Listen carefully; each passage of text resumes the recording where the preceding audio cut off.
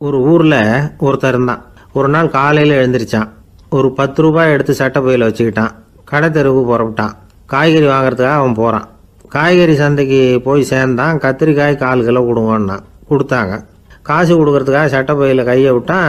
பணத்தை காணும். 10 ரூபாய் சட்டை பையில் வச்சுக்கிட்டு தான் வந்தான். அது இப்போ அங்கே இல்லை. வழியில் எங்கேயும் அது விழுந்துட்டு போட்டிருக்கு. அல்லது யாராவது திருடர்கள் தெரியாமல் அதை எடுத்துக்கிட்டு போட்டாங்களா என்னன்னு தெரியல. எப்படியோ 10 ரூபாய் அவன் இழந்துட்டான். கையில் காசு இல்லை. அதனால் கத்திரிக்காயை திருப்பி கொடுத்துட்டு கவலையோடு வீட்டுக்கு திரும்பி வந்தான். அதையே நினச்சிக்கிட்டு இருந்தான். அவனுக்கு துக்கம் அதிகமாக போச்சு. அழ ஆரம்பிச்சிட்டான். காய்கறிகள் வாங்கிட்டு வந்து ஆனந்தமாக சமைச்சு சாப்பிட்லாம்னு நினச்சோம். அது முடியாமல் போச்சேங்கிற கவலை அவனுக்கு. அதனால் அதை மறக்கவே முடியல. இது நடந்து கொஞ்ச நாள் ஆச்சு. அதே மனுஷன் இன்னொரு நாள் அதே மாதிரி புறப்பட்டான். பணத்தை எடுத்து பையில் வச்சுக்கிட்டான். காய்கறி சந்தையை நோக்கி போய்கிட்டு இருக்கிறான். இப்போ வழியில் ஒரு ஏழை பையனை பார்த்தான். தம்பி எங்கே போகிற அப்படின்னு கேட்டான். ஐயா பள்ளிக்கூடத்துக்கு போய்கிட்டு இருக்கிறேன் அவன். சரி அதுக்கே இவ்வளவு கவலையோடு போய்கிட்டுருக்கிற அப்படின்னு விசாரித்தான் அவன். ஐயா நான் ரொம்ப ஏழை, வீட்டில் வசதி இல்லை, பரீட்சைக்கு பணம் கட்டணும், இன்றைக்கி கடைசி நாள், என்ன செய்கிறதுன்னு தெரியலன்னா. இவன் பார்த்தான். தாங்கிட்ட இருக்கிற பணத்தை எடுத்து அந்த பையன்கிட்ட கொடுத்தான். இதை வச்சுக்கோ, உடனே பணத்தை கட்டு, நல்லா படி, பரீட்சை எழுது அப்படின்னு சொல்லிவிட்டு திரும்பி வந்துட்டான். வெறுங்கையோடு திரும்பி வந்தும் வீட்டில் கேட்குறாங்க எங்கே காய்கறின்னு வழக்கம் போல் கேட்டாங்க. இவன் நடந்ததை சொன்னான். இப்போ வீட்டில் இருந்தவங்க அவங்ககிட்ட ஒரு கேள்வி கேட்டாங்க. ஏங்க இதே மாதிரி முன்னாடி ஒரு தடவை காய்கறி வாங்க போய் வெறுங்கையோடு திரும்பி வந்தீங்க, இப்போவும் வெறுங்கையோடு தான் திரும்பி வந்திருக்கிறீங்க. ஆனால் முன்னாடி வந்தப்போ வருத்தமாக இருந்தீங்க, இப்போ உங்கள் முகத்தில் வருத்தம் தெரியலையே அப்படின்னு கேட்டிருக்கிறான். அதாவது வீட்டில் இருக்கிறவங்க கேட்டாங்களாம். இப்போ அந்த மனுஷன் யோசிக்க ஆரம்பித்தானான். இந்த 2 நிகழ்வுகளுக்கு என்ன வித்தியாசம்?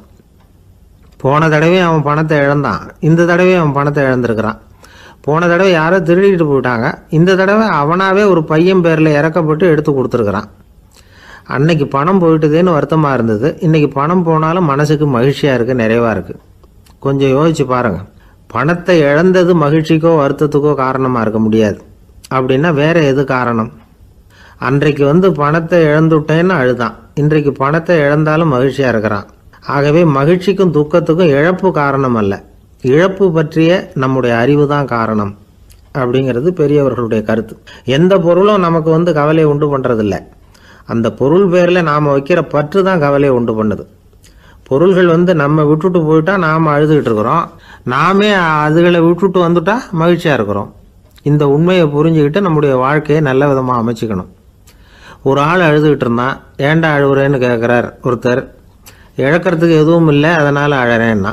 என்னடா சொல்கிறேன்னார். கிட்ட வாங்க சொல்கிறேன்னா. இந்த மணி பர்ஸை வேற ஒருத்தன் பாக்கெட்லேருந்து திருடினேன், அப்புறம் தான் புரிஞ்சுது அவங்ககிட்ட இழக்கிறதுக்கு எதுவும் இல்லைங்கிறது. ஆமாங்க இது காலி பர்ஸு, அதனால் இப்போ அழுதுகிட்டு இருக்கிறேன், திருடியும் பிரயோஜனம் இல்லை அப்படின்னு சொல்லிவிட்டு அழுதானா.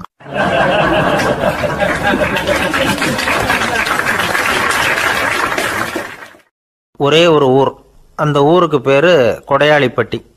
அந்த பேருக்கு தகுந்த மாதிரி தான் அந்த ஊர் மக்களும். யார் என்ன கேட்டாலும் இல்லைன்னு சொல்லாமல் கொடுப்பாங்க. கொடையாளிகள் நிறைந்த ஊர். இனாமா மட்டும் இல்லை, கடனாகவும் பணம் கொடுப்பாங்க. யாருக்காவது அவசரமாக பணம் தேவைப்பட்டதுன்னு வச்சுக்கோங்க, அந்த ஊருக்கு போய் வாங்கிக்கலாம். பத்திரம் தேவையில்லை, சாட்சி தேவையில்லை, ஜாமீன் தேவையில்லை, எந்த உத்தரவாதமும் கேட்காம பணம் கொடுத்துருவாங்க. நம்மால் ஒருத்தனுக்கு பணம் தேவைப்பட்டது, சொந்த பந்தமெல்லாம் கேட்டு பார்த்தா யாரும் கொடுக்குற வழியாக தெரியல. எல்லாரும் அவங்கவுங்க சௌரியத்தை பார்க்குறவங்க, அடுத்தவங்க சௌரியத்தை பற்றி கவலைப்படாதவங்க. இவன் எல்லாரையும் கேட்டு பார்த்துட்டு சோர்ந்து போய் உக்காந்துட்டான். அந்த நேரம் தான் கொடையாளிப்பட்டியை பற்றி கேள்விப்பட்டான். அப்படி ஒரு ஊர் இருக்கிறது தெரிஞ்சதும் அந்த ஊருக்கு வழி கேட்டுக்கிட்டு ஒரு நாள் புறப்பட்டு போனான். வயல்காட்டு வழியாக போக வேண்டியிருந்தது. மெதுவாக நடந்து ஊர் எல்லைக்கு வந்துட்டான். 2 பக்கமும் விவசாய வேலைகள் மும்முரமாக நடந்துக்கிட்டு இருக்குது. ஏறு உழுதுகிட்டு இருக்கிறாங்க. அப்போ அங்கே ஒரு ஆளை பாம்பு கடிச்சுட்டுது. பக்கத்தில் வேலை செஞ்சுக்கிட்டு இருந்தவங்க ஓடி வந்தாங்க. அவசரமாக செய்ய வேண்டிய முதல் உதவியெல்லாம் செஞ்சு பார்த்தாங்க, பலன் இல்லை. அந்த ஆள் செத்து போட்டான். அவன் செத்து விட்டான்னு தெரிஞ்சதும் அவனை தூக்கி வரப்பு மேலே போட்டுட்டு எல்லாரும் அவங்கவுங்க வேலையை கவனிக்க ஆரம்பிச்சிட்டாங்க. அங்கே ஒரு ஆள் இவனை பார்த்து சொன்னான், ஐயா நீங்கள் போகிற வழியில் இவன் சொந்தக்காரன், இவனுக்கு சோறு கொண்டுகிட்டு வருவான், இவன் இங்கே செத்துட்டான்னு அவங்ககிட்ட சொல்லிவிடுங்க அப்படின்னா. இவனுக்கு ரொம்ப ஆச்சரியம். என்னடா இது பாம்பு கடிச்சுட்டுதுன்னதும் பதறி அடிச்சுக்கிட்டு ஓடி வந்தாங்க, செத்துட்டான்னதும் பேசாமல் தூக்கி போட்டுட்டு போயிட்டாங்க அப்படின்னு நினச்சிக்கிட்டே நடந்து போகிறான். எதிரில் சோறு கொண்டுக்கிட்டு ஒரு ஆள் வந்தான். இவன் விவரத்தை சொன்னான். அங்கே அவங்க சொந்தக்காரன் பாம்பு கடிச்சு செத்து போட்டான் அப்படின்னா. அவன் கொஞ்ச நேரம் அமைதியாக நின்னான். அதுக்கப்புறமா அங்கேயே வரப்பில் உட்காந்து கொண்டுகிட்டு வந்த சோத்தை தானே சாப்பிட்டு முடித்தான். பேசாமல் எழுந்திரிச்சு திரும்பி போயிட்டான். கொஞ்சம் கூட பதறல, அழலை. இப்படியும் ஒரு ஊரா அப்படின்னு நினச்சி ஆச்சரியப்பட்டுக்கிட்டே இவன் ஊருக்குள்ளே போனான். ஒரு பெரிய மனுஷனை பார்த்து பணம் கேட்டான். அவரும் இவனோட பேரையும் ஊரையும் மட்டும் விசாரிச்சுக்கிட்டு தேவையான பணத்தை கொடுத்துட்டார். பணத்தை வாங்கிட்ட பிறகு தன்னுடைய மனசை அரிச்சுக்கிட்டு இருந்த அந்த விஷயத்தை பற்றி கேட்டான். ஐயா, வழியில் ஒருத்தன் செத்துட்டான், அவனை அப்படியே தூக்கி வரப்பில் போட்டுட்டு எல்லாரும் வயல்வெளி வேலைகளை பார்த்துக்கிட்டு இருக்கிறாங்களே அப்படின்னா. இதுக்கு அந்த பெரியவர் சொன்னார், ஆமாம் அப்படி தான் செய்வோம், வேலை முடிஞ்சு வீட்டுக்கு திரும்புகிறப்போ அவனை தூக்கிட்டு வந்து அடக்கம் பண்ணிடுவோம் அப்படின்னார். ரொம்ப ஆச்சரியமாக இருக்கே அப்படின்னா. ஏன் உங்கள் ஊரில் யாராவது செத்துட்டா என்ன பண்ணுவீங்க அப்படின்னு கேட்டார். என்ன இப்படி கேட்குறீங்க, எங்கள் ஊரில் எல்லாம் பணத்தை தூக்க விட மாட்டாங்க, ஒப்பாரி வைப்பாங்க, கட்டி புரண்டு அழுது புலம்பி தீத்துருவாங்க அப்படின்னா. இவன் பெரியவர் பார்த்தார். அவங்ககிட்ட கொடுத்த பணத்தை லபக்குன்னு பறிச்சுக்கிட்டார். திருப்பி வாங்கிட்டார். இவன் பதறி போய் நிற்கிறான். அவர் சொன்னார், பணத்தையே விட மாட்டேன்னு கட்டுப்பிடிச்சி அழுதா நான் கொடுத்த பணத்தை மட்டும் எப்படி திருப்பி கொடுக்க போகிறேன், போயிட்டு வா அப்படின்னு விரட்டி விட்டாரான். இந்த கதையை நண்பர் ஒருத்தர் சொன்னார். கதை வேடிக்கையாக தெரிஞ்சால் கூட இதில் கருத்து உண்டு. பணம் பிணம் இது ரெண்டையுமே விடுறதுக்கு அவ்வளவு சுலபமாக மனம் வர்றதில்லை. இந்த ரெண்டு விஷயங்கள்லேயும் அறிவார்ந்த செயல்பாடு தேவை. ஒரு பேருந்து மரத்தில் மோதி விட்டுது. எல்லாரும் அடிபட்டு முனைகிட்டு கிடக்கிறாங்க. டிரைவர், கண்டக்டர் இவங்களுக்கும் அடி. அவங்களும் ஒரு பக்கம் கிடக்கிறாங்க. ஒரு மூலையில் கிடக்கிற ஒருத்தன் மெதுவாக முக்கி முனகி கண்டக்டர்னு சத்தம் போடுறான். கண்டக்டர் மெதுவாக நகர்ந்து அவங்ககிட்ட போய் என்னன்னு விசாரிக்கிறார். அவன் ரொம்ப சிரமப்பட்டு வாயை திறந்து ஒரு 15 காசு சில்லற பாக்கி அப்படின்னானா.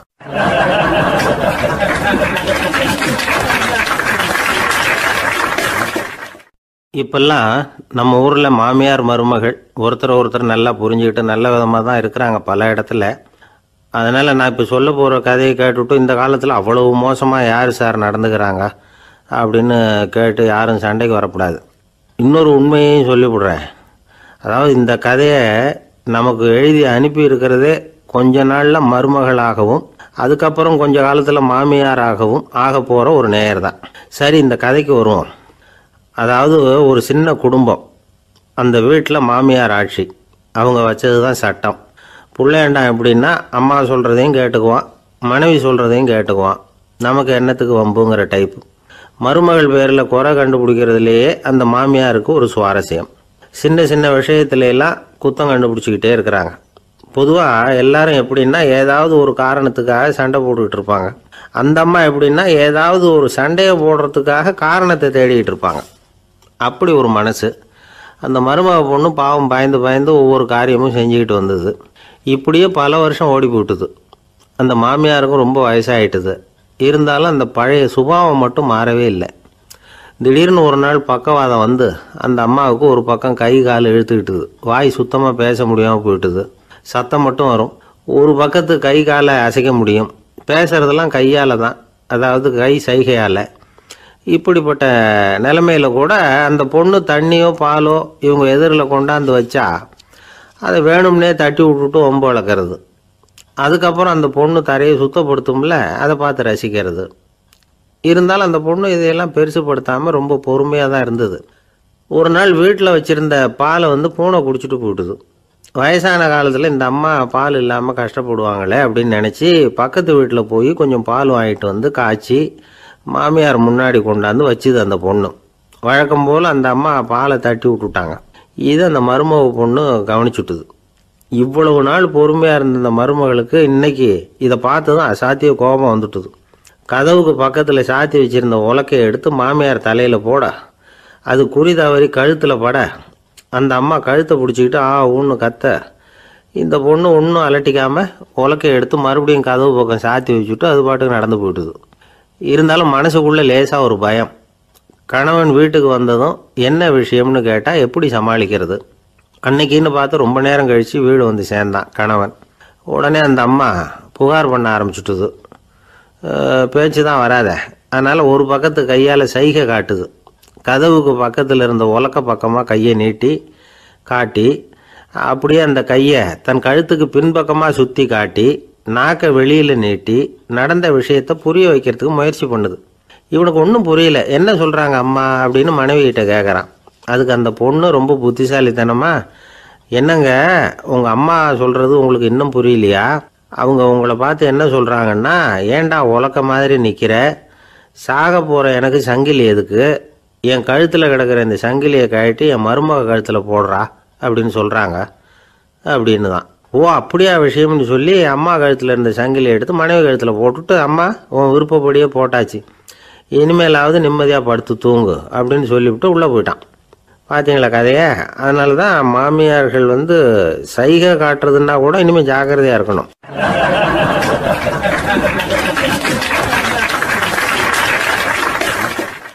ஒரு பெரிய காடு, அந்த காட்டுக்கு மத்தியில் ஒரு ஆசிரமம். அங்கே ஒரு முனிவர் இருந்தார். பல இடங்கள்லேருந்து வர்ற குழந்தைகளுக்கு அவர் பாடம் சொல்லி கொடுத்துக்கிட்டு இருக்கிறார். ஏழை பணக்காரர் அப்படிங்கிற வித்தியாசம்லாம் கிடையாதுங்க. எல்லாரும் அவர்கிட்ட தங்கள் பிள்ளைகளை அனுப்பி வச்சாங்க. மன்னர்களுடைய பிள்ளைங்க கூட அங்கே அவர்கிட்ட தான் படிக்கிறதுக்கு வருவாங்க.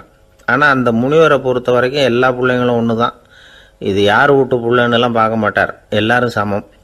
மாணவர்கள்லாம் அங்கேயே மாத கணக்கில் வருஷ கணக்கில் தங்கியிருந்து பாடம் கற்றுக்கிட்டு போகிறது வழக்கம்.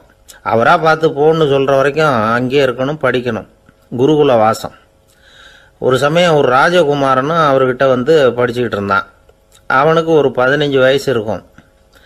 சில வருஷம் கழித்து அந்த முனிவர் தன்கிட்ட இருக்கிற மாணவர்களுக்கெல்லாம் பரீட்சை வச்சார். அவங்களுடைய அறிவு முதிர்ச்சியை கணிக்கிறதுக்காக பல சோதனைகள்லாம் வச்சார். ஒவ்வொருத்தராக பார்த்து, இனிமேல் நீங்கள் உங்கள் வீட்டுக்கு போகலாம் அப்படின்னு சொல்லி அனுப்பி வச்சுக்கிட்டு இருக்கிறார். எல்லாரும் போயிட்டாங்க. கடைசியாக மிஞ்சி இருந்தது ஒரே ஒரு மாணவன். அவனை மட்டும் வீட்டுக்கு அனுப்பலை. யார் அந்த பையன் தெரியுமா? அவன்தான் அந்த ராஜகுமாரன். ராஜகுமாரனுடைய தந்தைக்கு, அதுதான் அந்த ராஜாவுக்கு, அங்கே வயசு ஏறிக்கிட்டே போகுது. என்ன இது படிக்க போன பையன் இன்னும் திரும்பி வரலையே அப்படின்னு நினச்சார். வந்துட்டா சீக்கிரமாக அவனுக்கு பட்டம் கட்டிவிட்டு நாம் விலகிக்கலாமே அப்படின்னு நினச்சார். கல்யாணம் வேறு பண்ணி பார்க்கணும் பையனுக்கு. ஆனால் பையன் வர்ற வழியை காணும். ராஜா பார்த்தார். சரி நேர்லேயே போய் என்னன்னு தெரிஞ்சுட்டு வந்துடுவோம் அப்படின்னு காட்டுக்கு புறப்பட்டார். அங்கே போய் முனிவரை பார்த்தார். முனிவர் இவரை அன்பாக வரவேற்று உட்கார வச்சார். அதுக்கப்புறம் ராஜா மெதுவா, எல்லாரையும் வீட்டுக்கு அனுப்பி வச்சுட்டிங்களாமே, ஏன் பிள்ளைய மட்டும் அப்படின்னு சொல்லி மெதுவாக இழுத்தார். முனிவர் இதுக்கு உடனே பதில் சொல்லலை. ராஜாவை கூப்பிட்டுட்டு போய் விருந்தினர் குடிசையில் தங்க வச்சார். அதுக்கப்புறம் சொன்னார், உங்கள் மகன் எல்லா பாடங்கள்லேயும் முதல் இடம் வாங்கியிருக்கான். இப்படி முதலாவதாக வர்ற மாணவனுக்கு நாங்கள் இன்னொரு தேர்வு வைக்கிறது வழக்கம். அதுலேயும் அவன் முதலாவதாக வந்துட்டான்னா அவன் ஒரு பெரிய வித்வான் அப்படிங்கிற கௌரவத்தை அடைஞ்சிருவான் அப்படின்னார். அதாவது முனிவர் அப்படி சொல்கிறார். அப்படி சொல்லிவிட்டு போயிட்டார் அவர். ராஜா அங்கேயே தங்கிட்டார். ராத்திரி படுத்து தூங்கினார். காலையில் எழுந்திரிச்சு அந்த குடிசைக்கு வெளியில் வந்தார் பல்லு விளக்கிறதுக்காக. அந்த சமயத்தில் தூரத்தில் ஒருத்தன் ஒரு கையில் கோடாலியை வச்சுக்கிட்டு தலையில் ஒரு பெரிய விறகு கட்டை சுமந்துக்கிட்டு வந்துக்கிட்டு இருக்கிறது மாதிரி தெரிஞ்சுது. யாராவது விறகு வெட்டியாக இருக்கும் அப்படின்னு நினச்சார் ராஜா. கிட்ட வந்ததும் உத்து பார்க்குறாரு. பார்த்தா அது தன்னோட புள்ள. திகைச்சு போயிட்டார். என்ன இது, ஒரு ராஜகுமாரனை கூட இது மாதிரி வேலையெல்லாம் செய்ய சொல்கிறாங்களே அப்படின்னு நினச்சார். ராஜகுமாரன் விறகு கட்டை கொண்டுகிட்டு போய் கொல்லை பக்கம் வச்சான். அந்த சமயம் முனிவர் அங்கே வந்தார். என்ன மகனே, விறகு வெட்டிட்டு வந்துட்டியா? சரி, இப்போ ஒரு துடைப்பத்தை எடுத்துக்கோ, விருந்தினர் குடிசையின் வாசல் பக்கத்தை கூட்டி பெருக்கி சுத்தம் பண்ணு போ அப்படின்னார். அப்படியே செய்கிறேன் குருவே அப்படின்னு சொல்லிவிட்டு போனான். சுத்தம் பண்ண ஆரம்பிச்சிட்டான். ராஜா பார்த்தார் இதை. உடனே ஓடியாந்தார். மகனே, என்ன காரியம் பண்ணுற, துடப்பத்தை கீழே போடுனார். இப்போ அந்த ராஜகுமாரன் சொல்கிறான், தந்தையே, இது என்னுடைய குருதேவரோட உத்தரவு. இங்கே நான் ஒரு மாணவன்.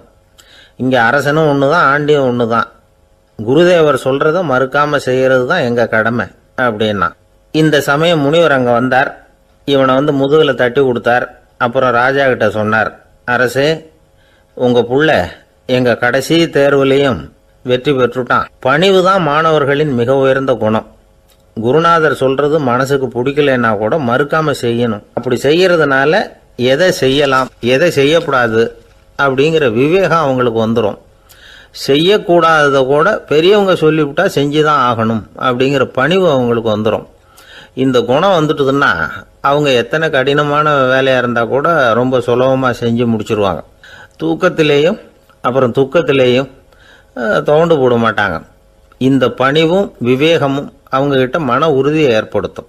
அந்த உறுதி உங்கள் பையனுக்கு வந்தாச்சு. இனிமேல் அவனை நீங்கள் அழைச்சிட்டு போகலாம். அவன் நிச்சயமாக பேரும் புகழும் பெறுவான் அப்படின்னார். ராஜா அவரை பார்த்து, குருதேவா புரிஞ்சுக்கிட்டேன், என்னை மன்னிக்கணும் அப்படின்னாரு.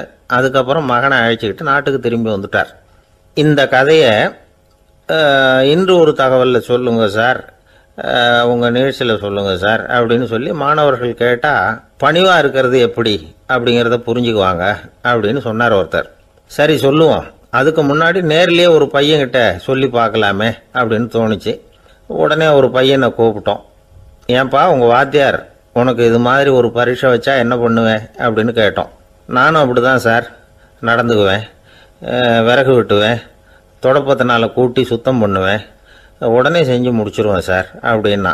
பலே பரவாயில்லையே அப்படின்னோம்.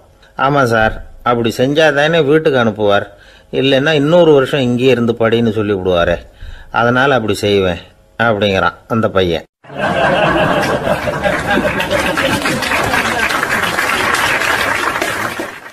இந்த உலகத்தில் உண்மையாகவே வேதாந்தம் பேசுகிறவங்களும் உண்டு, உள்ளுக்குள்ளே வேற மாதிரி இருந்துக்கிட்டு வெளியில் வேதாந்தம் பேசுகிறவங்களும் உண்டு. ஒரு ஆள் இருந்தார். அவரும் ஒரு கடை வச்சு வியாபாரம் பண்ணிக்கிட்டு இருந்தார். மகா கஞ்சன், யாருக்கும் எந்த உதவியும் செய்ய மாட்டார். எச்சில் கையென்ன ஈர கையை கூட உதற மாட்டார். அப்படிப்பட்ட மனுஷன். அந்த ஊருக்கு ஒரு முனிவர் வந்துக்கிட்டு இருந்தார். வருஷத்துக்கு ஒரு தடவை வருவார். ஒரு நாள் 2 நாள் இருப்பார், அப்புறம் போயிடுவார். அந்த முனிவர் வர்றப்போலாம் இந்த ஆள் எழுந்திரிச்சு ஓடி போய் அவரை வரவேற்பான். ரொம்ப பெரிய வேதாந்தி மாதிரி அவர்கிட்ட பேசிக்கிட்டு இருப்பான். காயமே இது பொய், வெறும் காற்றடைத்த பையும்மா, தர்மம் தலைகாக்கும்மா. பணம் என்ன சார் பணம், இன்னைக்கு ஒருத்தன் கையில் இருக்கும், நாளைக்கு ஒருத்தன் கையில் இருக்கும், எல்லாம் மாயம். எனக்கு தான் இன்னமும் இந்த சம்சார பந்தத்திலிருந்து விடுபடுறதுக்கு நேரம் வரலேம்மா. அந்த முனிவரும் இந்த ஆள் இப்படி சொல்கிறத கேட்ட உடனே, ஏப்பா அப்படி சொல்கிற, இப்போ கூட நீ சரின்னு சொல்லு, உனக்கு தீட்சை கொடுத்து இதிலேருந்து விடுபடுற ஞானத்தை போதிக்கிறேன் பார். உடனே அந்த ஆள் என்ன சொல்லுவான் தெரியுமா? ஐயோ சாமி, இப்போ அது எப்படிங்க முடியும், பிள்ளைங்கள்லாம் சின்ன சிறுசுங்க, அதுகளுக்கெல்லாம் ஒரு கல்யாணம் காட்சின்னு செஞ்சு கடமையை முடிச்சுட்டா நீங்கள் சொல்கிறபடி செஞ்சு விடலாமா. சரி, இன்னும் முனிவர் போயிடுவார். அடுத்த வருஷம் வருவார். இவன் வழக்கம் போல் வேதாந்தம் பேசுவான். சரி தீட்சை கொடுக்குறேன் வா அம்பார். பேரம்பேத்தியை பார்க்கணும், கோர்ட்டில் கேஸ் ஒன்று இருக்குது, அது முடியணும் அப்படின்னு தயங்க ஆரம்பிச்சிருவான். எல்லாம் சொல்லுவான், ஆனால் குடிக்கிறதுக்கு தண்ணி கூட கொடுக்க மாட்டான். ரொம்ப வருஷம் கழித்து மறுபடியும் ஒரு நாள் அந்த ஊருக்கு முனிவர் வந்தார். இவன் கடைக்கு வந்தார். அப்புறம் அங்கே கல்லாவில் நம்ம ஆள் இல்லை, அவன் புள்ள தான் உட்காந்துருக்கிறான். அப்பாவை போலவே புள்ளையும் எழுந்திரிச்சு ஓடியாந்து முனிவரை வரவேற்றான். அப்பா எங்கேன்னு விசாரிச்சார் முனிவர். ஐயோ அதை ஏன் கேட்குறீங்க சாமி, உங்ககிட்ட தீட்சை வாங்கி இந்த சம்சார பந்தத்திலேருந்து விடுதலை பெறணும்னு சொல்லிக்கிட்டே இருப்பார், அது நிறைவேறாமலே போய் சேர்ந்துட்டார். போன மாதம் ஒரு நாள் திடீர்னு நெஞ்சு வலிக்குதுன்னார், அவ்வளோதான் போட்டுன்னு போயிட்டார் அப்படின்னு புலம்புனான் பையன். இதை கேட்டதும் முனிவர் சிரிச்சாரான். அவன் எங்கடா போவான், உன் அப்பா எங்கேயும் போகல, இதோ வாழை ஆட்டிக்கிட்டு உன் காலடியிலே இருந்துக்கிட்டு இருக்கான் பார் அப்படின்னு சொல்லி அங்கே நின்றுக்கிட்டு இருந்த ஒரு நாயை சுட்டி காட்டினாரான். என்ன சாமி சொல்கிறீங்க அப்படின்னு ஆச்சரியமாக கேட்டிருக்கான் பையன். உடனே முனிவர் அந்த நாயோட தலையில் ஒரு தட்டு தட்டி பேசுகிறா அப்படின்னாரான். உடனே அந்த நாய் வேதாந்தம் பேச ஆரம்பிச்சுட்டு தான். காயமே இது போய் வெறும் காற்றடைத்த பை அப்படின்னு தான். முனிவர் சொன்னார், அடே இப்போவும் ஒன்றும் கெட்டு போகல, நீ விரும்புனா சொல்லு, உனக்கு தீட்சை கொடுத்து என் பின்னாடியே அழைச்சிட்டு போயிடுறேன், அங்கே அழைச்சிட்டு போய் உனக்கு ஞானத்தை போதிக்கிறேன், வர்றியா அப்படின்னு கேட்டிருக்கார். உடனே அந்த நாய் சொல்லிச்சான், ஐயோ அதை ஏன் கேட்குறீங்க சாமி, நான் உண்ணாமல் தின்னாமல் ஏராளமான சொத்து சேர்த்து வச்சுட்டேன், என் பிள்ளைங்க அதோட பெருமை தெரியாமல் ராத்திரி நேரம்லாம் கதவை திறந்து போட்டுட்டு தூங்கிடுவாங்க, அதனால் இப்படி நாயாக பிறந்து ராத்திரி பகலாக சுற்றி சுற்றி காவல் காத்துக்கிட்டு கிடக்கிறேன், இப்போ எப்படி சாமி வர முடியும் அப்படின்னு கேட்டுதான். அறியாமையிலேயே சுகம் கண்டு இப்படி இருக்கிற ஆளுங்களுக்கு எப்படி விடுதலை கிடைக்கும், எப்போ விடுதலை கிடைக்கும் அப்படின்னு கேட்குறார் தசாவதானி, திருக்குறள் பேர் ராமையா. அவர் கேட்குறது நியாயம் தானே. இந்த காலத்து பையன் ஒருத்தன் அப்பா கிட்ட சொன்னான், அப்பா இன்றைக்கி நான் 1 ரூபா மிச்சப்படுத்தி விட்டேன் அப்படின்னு நானான். அப்படியா, என்னடா பண்ணேன்னு கேட்டிருக்கார் அப்பா. டவுன் பஸ்ஸில் ஏறாமல் அது பின்னாடியே ஓடியாந்தேன், 1 ரூபா மிச்சம் தானே அப்படின்றான். அட பாவி, ஒரு ஆட்டோ பின்னாடி ஓடியாந்துருந்தா 10 ரூபா மிச்சமாயிருக்குமே, வேஸ்ட் பண்ணிட்டியே அப்படின்னாரான் அந்த அப்பா.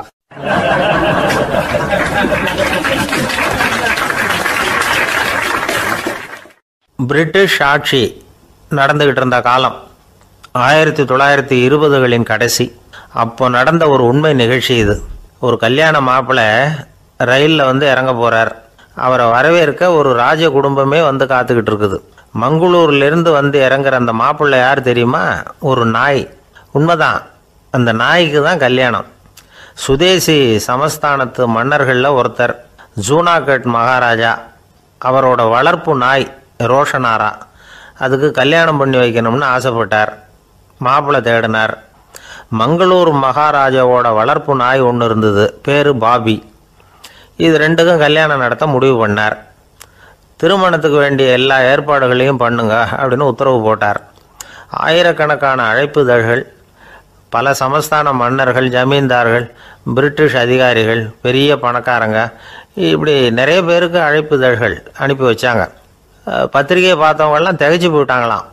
இருந்தாலும் என்ன பண்ணுறது, ராஜாவே அழைக்கிறார், போகாமல் இருக்க முடியுமா? அந்த சமயத்தில் நாட்டின் கவர்னர் ஜெனரலாக இருந்தவர் இர்வின் பிரபு. அவருக்கும் ஒரு பத்திரிகை போயிருக்குது. வாங்கி பார்த்ததும் அவருக்கு பயங்கர எரிச்சல். உடனே குப்பை தொட்டியில் போட்டுவிட்டாராம். மாட்சிமை தங்கிய பிரிட்டன் சக்கரவர்த்தியின் பிரதிநிதியான தன்னை கேவலம் ஒரு நாயின் திருமணத்துக்காக அழைக்கிறதா அப்படின்னு அவருக்கு ஆத்திரம். இருந்தாலும் கல்யாணம் பிரமாதமாக நடந்துதான். கல்யாணத்தன்னைக்கு பொண்ணுக்கு ஸ்பெஷல் குளியல், தண்ணீருக்கு பதிலாக வாசனை திரவியங்கள், பன்னீர், குளித்ததுக்கு அப்புறம் அலங்காரம், வைர மாலை, முத்து மாலை, ஏகப்பட்ட அலங்காரம். மாப்பிள்ளையை அழைக்கிறதுக்கு ரயில்வே ஸ்டேஷனில் ராஜ குடும்பமே காத்துக்கிட்டு இருக்குது. அவங்களோட வளர்ப்பு நாய்கள் 250. அத்தனை நாய்களுக்கும் பட்டு துணி போத்தி இருக்குது. முத்து வடங்கள் அணிவிச்சிருக்கிறாங்க. எல்லாம் ராஜ நாய்கள். அதுகளையும் வீதியில் நடக்க விடலையாம். அதுகளை சுமந்துக்கிட்டு போக அலங்கரிக்கப்பட்ட யானைகள் காத்துக்கிட்டு இருக்குதான். மாப்பிள்ளைக்கு வரவேற்பு எப்படி தெரியுமா? அது நடந்து வர்ற பாதை பூரா ரத்தன கம்பளம் விரிச்சிருக்குது. 2 பக்கமும் ராஜாங்க அதிகாரிகள் கைகட்டி நிற்கிறாங்க. அரசு படை வீரர்கள் அணிவகுப்பு மரியாதை செலுத்துகிறாங்க. அந்த நாய் ராஜ மரியாதையோடு நடந்து வருது. நகையெல்லாம் போட்டுக்கிட்டு வருது. திருமண மண்டபத்துக்கு சேருது. அங்கே கல்யாணம் அமோகமாக நடக்குது. இந்த திருமணத்தை முன்னிட்டு அந்த ஜூனாகட் சமஸ்தானத்துக்கு 3 நாள் விடுமுறை வேறு. கல்யாணத்துக்கு வந்திருந்தவங்களுக்கெல்லாம் ஏக தடபுடலாக விருந்து, நாட்டியம் எல்லாம் பிரமாதமாக நடந்து தான்.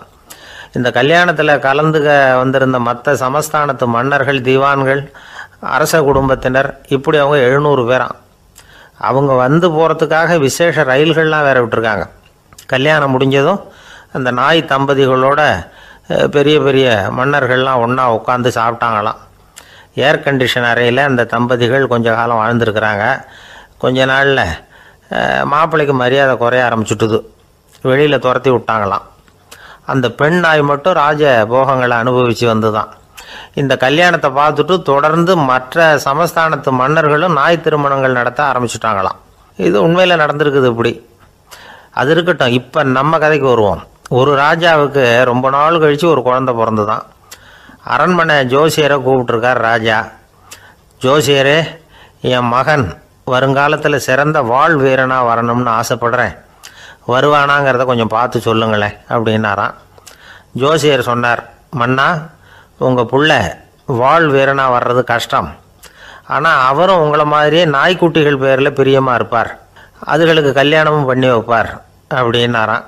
அது எப்படி கண்டுபிடிச்சிங்க அப்படின்னு கேட்டிருக்கார் ராஜா. அரசே, உங்கள் பிள்ளைக்கு வாள் மேலே உள்ள பிரியத்தை காட்டிலும் நாய் மேலே உள்ள பிரியம் அதிகங்கிறதுக்கான அறிகுறி இப்போவே தெரியுது. நல்லா கவனித்து பாருங்க. அவர் வாழ்னு கத்துறாரு அப்படின்னாரு. கவனித்து பார்த்துட்டு அப்படி எனக்கு காதில் விழலையே அப்படின்னாராம் மன்னர். அதனால தான் சொன்னேன், அவர் கத்துறது வாழ்னு கத்தலை, வள்ளுன்னு கத்திக்கிட்டு இருக்கார். அதனால தான் அப்படி சொன்னேன் அப்படின்னாராம் அரண்மனை ஜோசியர்.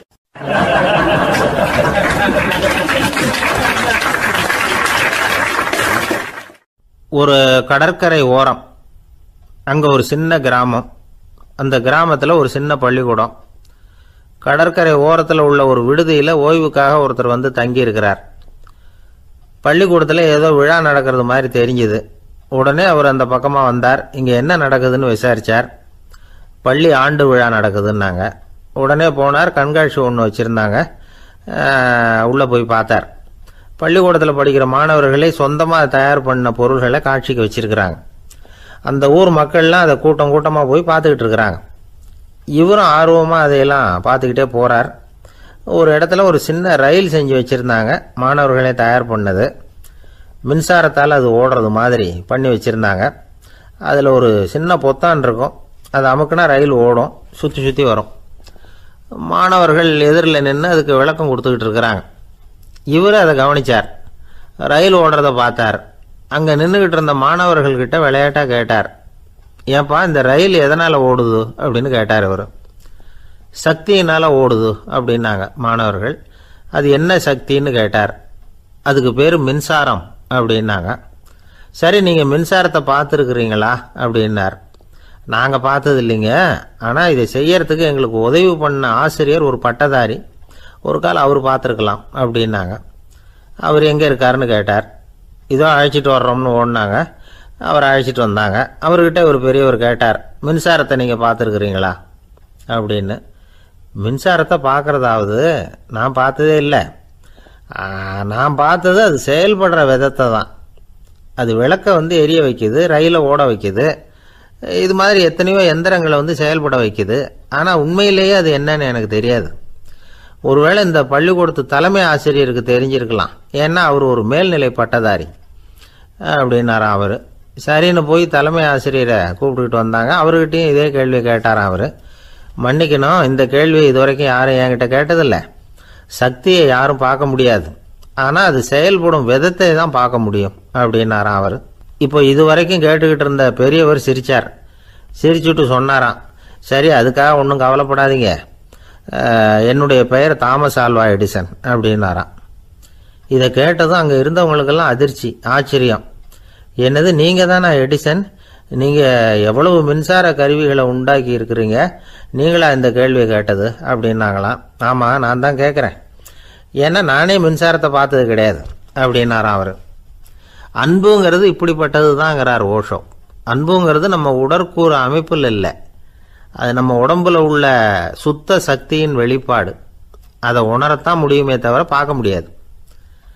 அன்பே உன்னை நான் என் இருதயத்தில் வச்சிருக்கிறேன் அப்படின்னுலாம் சொல்லுவான்.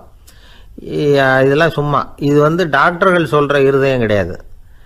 அது ரத்தத்தை தள்ளுகிற ஒரு கருவி, அவ்வளவுதான். ஞானிகள் சொல்லுகிற இதயம் வேற, அது கண்ணுக்கு புலப்படாத ஒரு சக்தி. என்னுடைய இதயம் ரொம்ப விசாலமானது சார் அப்படின்னார் ஒருத்தர்.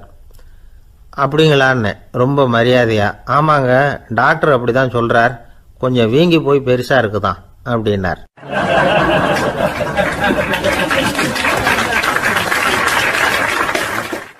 உங்கள் பையன் எப்படி சார் இருக்கான் அப்படின்னு விசாரித்தார் ஒருத்தர். அவன் என்ன சார், எதை சொன்னாலும் காதில் ஆக மாட்டேங்கிறான், அவன் பாட்டுக்கு போகிறான் வர்றான் அப்படின்னு சொல்லி அழுத்துக்கிட்டார் அப்பா. பெரியவங்க சொல்கிறத சின்ன பிள்ளைங்க கேட்கறது இல்லைங்கிறது ஒரு குறை. பெரியவங்க சொல்கிறது சின்ன பிள்ளைங்க காதலையே விழறது இல்லைங்கிறது ஒரு குறை. இது கொஞ்சம் சீரியஸான விஷயம், கவனித்து பார்க்கணும். ஒரு குழந்தைக்கு காது சரியாக கேட்குதா இல்லையா அப்படிங்கிறத நாம தான் கவனித்து பார்த்து கண்டுபிடிக்கணும். அதுவாக நம்மக்கிட்ட தவழ்ந்து அப்பா எனக்கு காது கேட்கல, அழைச்சிட்டு போங்க டாக்டர்கிட்ட அப்படின்னுலாம் சொல்லிகிட்டு இருக்காது. அது சரி, ஒரு குழந்தைக்கு காது சரிவர கேட்குதா இல்லையா அப்படிங்கிறத முன்கூட்டியே நாம் தெரிஞ்சுக்கிறது எப்படி? அதுக்கு சில வழி இருக்குது. உங்கள் குழந்தைய கொஞ்சம் அப்படியே கவனித்து பாருங்கள். அடிக்கடி ஜலதோஷம், காதில் அரிப்பு ஏற்படுதா, மூக்கு விரிவாகவும், அப்புறம் டான்சில், அடினாய்டு, சத அழற்சி, இது மாதிரி ஏதாவது இருக்கா, வாயிலிருந்து எச்சில் ஒழுகுதா, குழந்தை வாயினால் சுவாசிக்குதா, பற்கள் முன்னாடி தள்ளி வளருதா, இதெல்லாம் அதுக்கு அறிகுறி. அப்புறம் இந்த VBDF TH இப்படி இந்த ஒலிகள் சேர்ந்த வார்த்தைகளை குழந்தை சரியாக புரிஞ்சுக்காது. இப்போ உதாரணத்துக்கு பட்டுன்னு சொல்லு குழந்தை அப்படின்னீங்கன்னா அது கட்டுன்னு சொல்லும். அதாவது பட்டு சவுண்டை அதால் புரிஞ்சிக்க முடியல. அப்புறம் உங்கள் குழந்தை உங்களை உறக்க பேச சொல்கிறானா, அடிக்கடி கேள்வி கேட்குறானா, சாப்பிட்றப்போ கவனம் இல்லாமல் இருக்கானா, படிப்பில் போதுமான முன்னேற்றம் இல்லையா, வகுப்பில் சரியாக கவனிக்கிறது இல்லையா, இப்படிலாம் இருந்தால் ஆரம்பத்திலேயே டாக்டர்கிட்ட அழைச்சிட்டு போய் சிகிச்சையை ஆரம்பிச்சுடலாம், குணப்படுத்தி விடலாம். குழந்தைக்கு காது சரியாக கேட்கலன்னா நீங்கள் செய்ய வேண்டியது என்ன தெரியுமா? அவனுக்கு காது கேட்கலேங்கிறதுக்காக அவன் முன்னாடி சத்தம் போட்டு பேசக்கூடாது. மெதுவாக சீராக பேசணும், அவனை பார்த்து பேசணும். உங்கள் உதட்டு அசைவுகள் அவனுக்கு உதவும், அதை பார்த்தே புரிஞ்சுக்குவான். நீங்கள் வாயில் வெத்தலை பாக்கு போட்டுக்கிட்டோ புகை பிடிச்சிக்கிட்டோ பேசக்கூடாது. அப்படி பேசினா அவனால் அந்த உச்சரிப்பை சரியாக புரிஞ்சிக்க முடியாது. ஒரு வார்த்தையை சொல்கிறீங்க, அவனுக்கு புரியல அப்படின்னா அதே வார்த்தையை மறுபடியும் சொல்லணும். அவனுக்கு நீங்கள் முதல்ல சொன்ன வார்த்தை புரியலேன்னு நினச்சிக்கிட்டு மறுபடியும் திருப்பி சொல்கிறப்போ அதே அர்த்தம் வரக்கூடிய வேறு வார்த்தையை சொல்லக்கூடாது. இப்படிலாம் நடந்துக்கிட்டால் அவனுக்கு மன திடத்தை ஏற்படுத்த முடியும். இல்லைன்னா அவனுக்கு தாழ்வு மனப்பான்மை வந்துடும். குழந்தைக்கு காது கோளாறுன்னா ஆரம்பத்திலேயே டாக்டர்கிட்ட அழைச்சிட்டு போனால் போதும், குணப்படுத்தி விடலாம். அப்புறம் பார்த்துக்கலாமே அப்படின்னு அலட்சியமாக இருந்துட்டால் தான் கஷ்டம். சில பேர் கோபத்தில் சின்ன பிள்ளைங்க காதை பிடிச்சி திருகிறது உண்டு. இது ரொம்ப தப்பு. காது கையோடு வந்துட்டால் என்ன பண்ணுறது? ஒரு வேடிக்கை கதை, அது கதை தான், நிஜமாக நடந்ததில்லை. அது மாதிரி நடக்கவும் நடக்காது. ஒரு வேடிக்கைக்காக சொல்லப்படுற கதை. அதாவது ஒரு வீட்டில் அப்பா அம்மாவை பார்த்து சொல்லிகிட்டு இருக்கார், இதை பாரு, நாளைக்கு காலையில் என்னை சீக்கிரம் எழுப்பி விட்ரு, நான் செங்கல்பட்டு வரைக்கும் போயிட்டு வர வேண்டியிருக்கு அப்படின்னாராம். இதை அவங்க பையன் காதில் வாங்கிட்டு இருக்கான். அப்பாவுக்கு சிரமம் வேண்டாமே அப்படின்னு நினச்சி அவனே காலையில் யாருக்கும் தெரியாமல் எழுந்திரிச்சு புறப்பட்டு செங்கல்பட்டுக்கு போட்டான். சாயந்தரமாக திரும்பி வந்தான். அப்பா பையனை காணாமல் அலமோதிக்கிட்டு இருக்கிறார். சாயந்தரமாக பையனை பார்த்ததும் எங்கடா போயிட்டு வந்தேன்னு கேட்டார் கோவமாக. செங்கல்பட்டுக்கு போயிட்டு வந்தேன்ப்பா, நீ வீணா அலைய வேண்டாமேன்னு அப்படின்னா. எதுக்கடா போனேன்னு அதட்டினார். அதான்ப்பா, நீ நேற்று அம்மாக்கிட்ட சொல்லிக்கிட்டு இருந்த, அதை காதில் வாங்கினேன், உனக்காக நான் போயிட்டு வந்தேன் அப்படின்னா. உடனே எந்த காதில் வாங்கினேன் அப்படின்னு சொல்லி காதை பிடிச்சி திருகினார். அந்த காது கையோடு வந்துட்டுது. இது நடந்து கொஞ்ச நாள் கழித்து அந்த அப்பாவும் பையனும் கடத்தெருவில் போய்கிட்டு இருக்கிறாங்க. எதிரில் ஒரு நாய் ஓடி வந்தது. அதுக்கு 2 காதும் இல்லை. என்ன இது, இந்த நாய்க்குட்டிக்கு 2 காதும் இல்லை அப்படின்னார் அப்பா.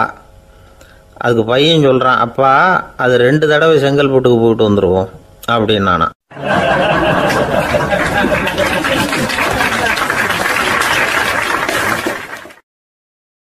ஒரே ஒரு ஊரில் ஒரு அம்மா இருந்தாங்க. அந்த அம்மாவுக்கு ஒரே ஒரு பிள்ளையாண்டான். அவனுக்கு ரொம்ப அக்கறையோடு கல்யாணம் பண்ணி வச்சாங்க. கல்யாணம் முடிஞ்சதும் மருமக பொண்ணு வீட்டுக்கு சேர்ந்தது.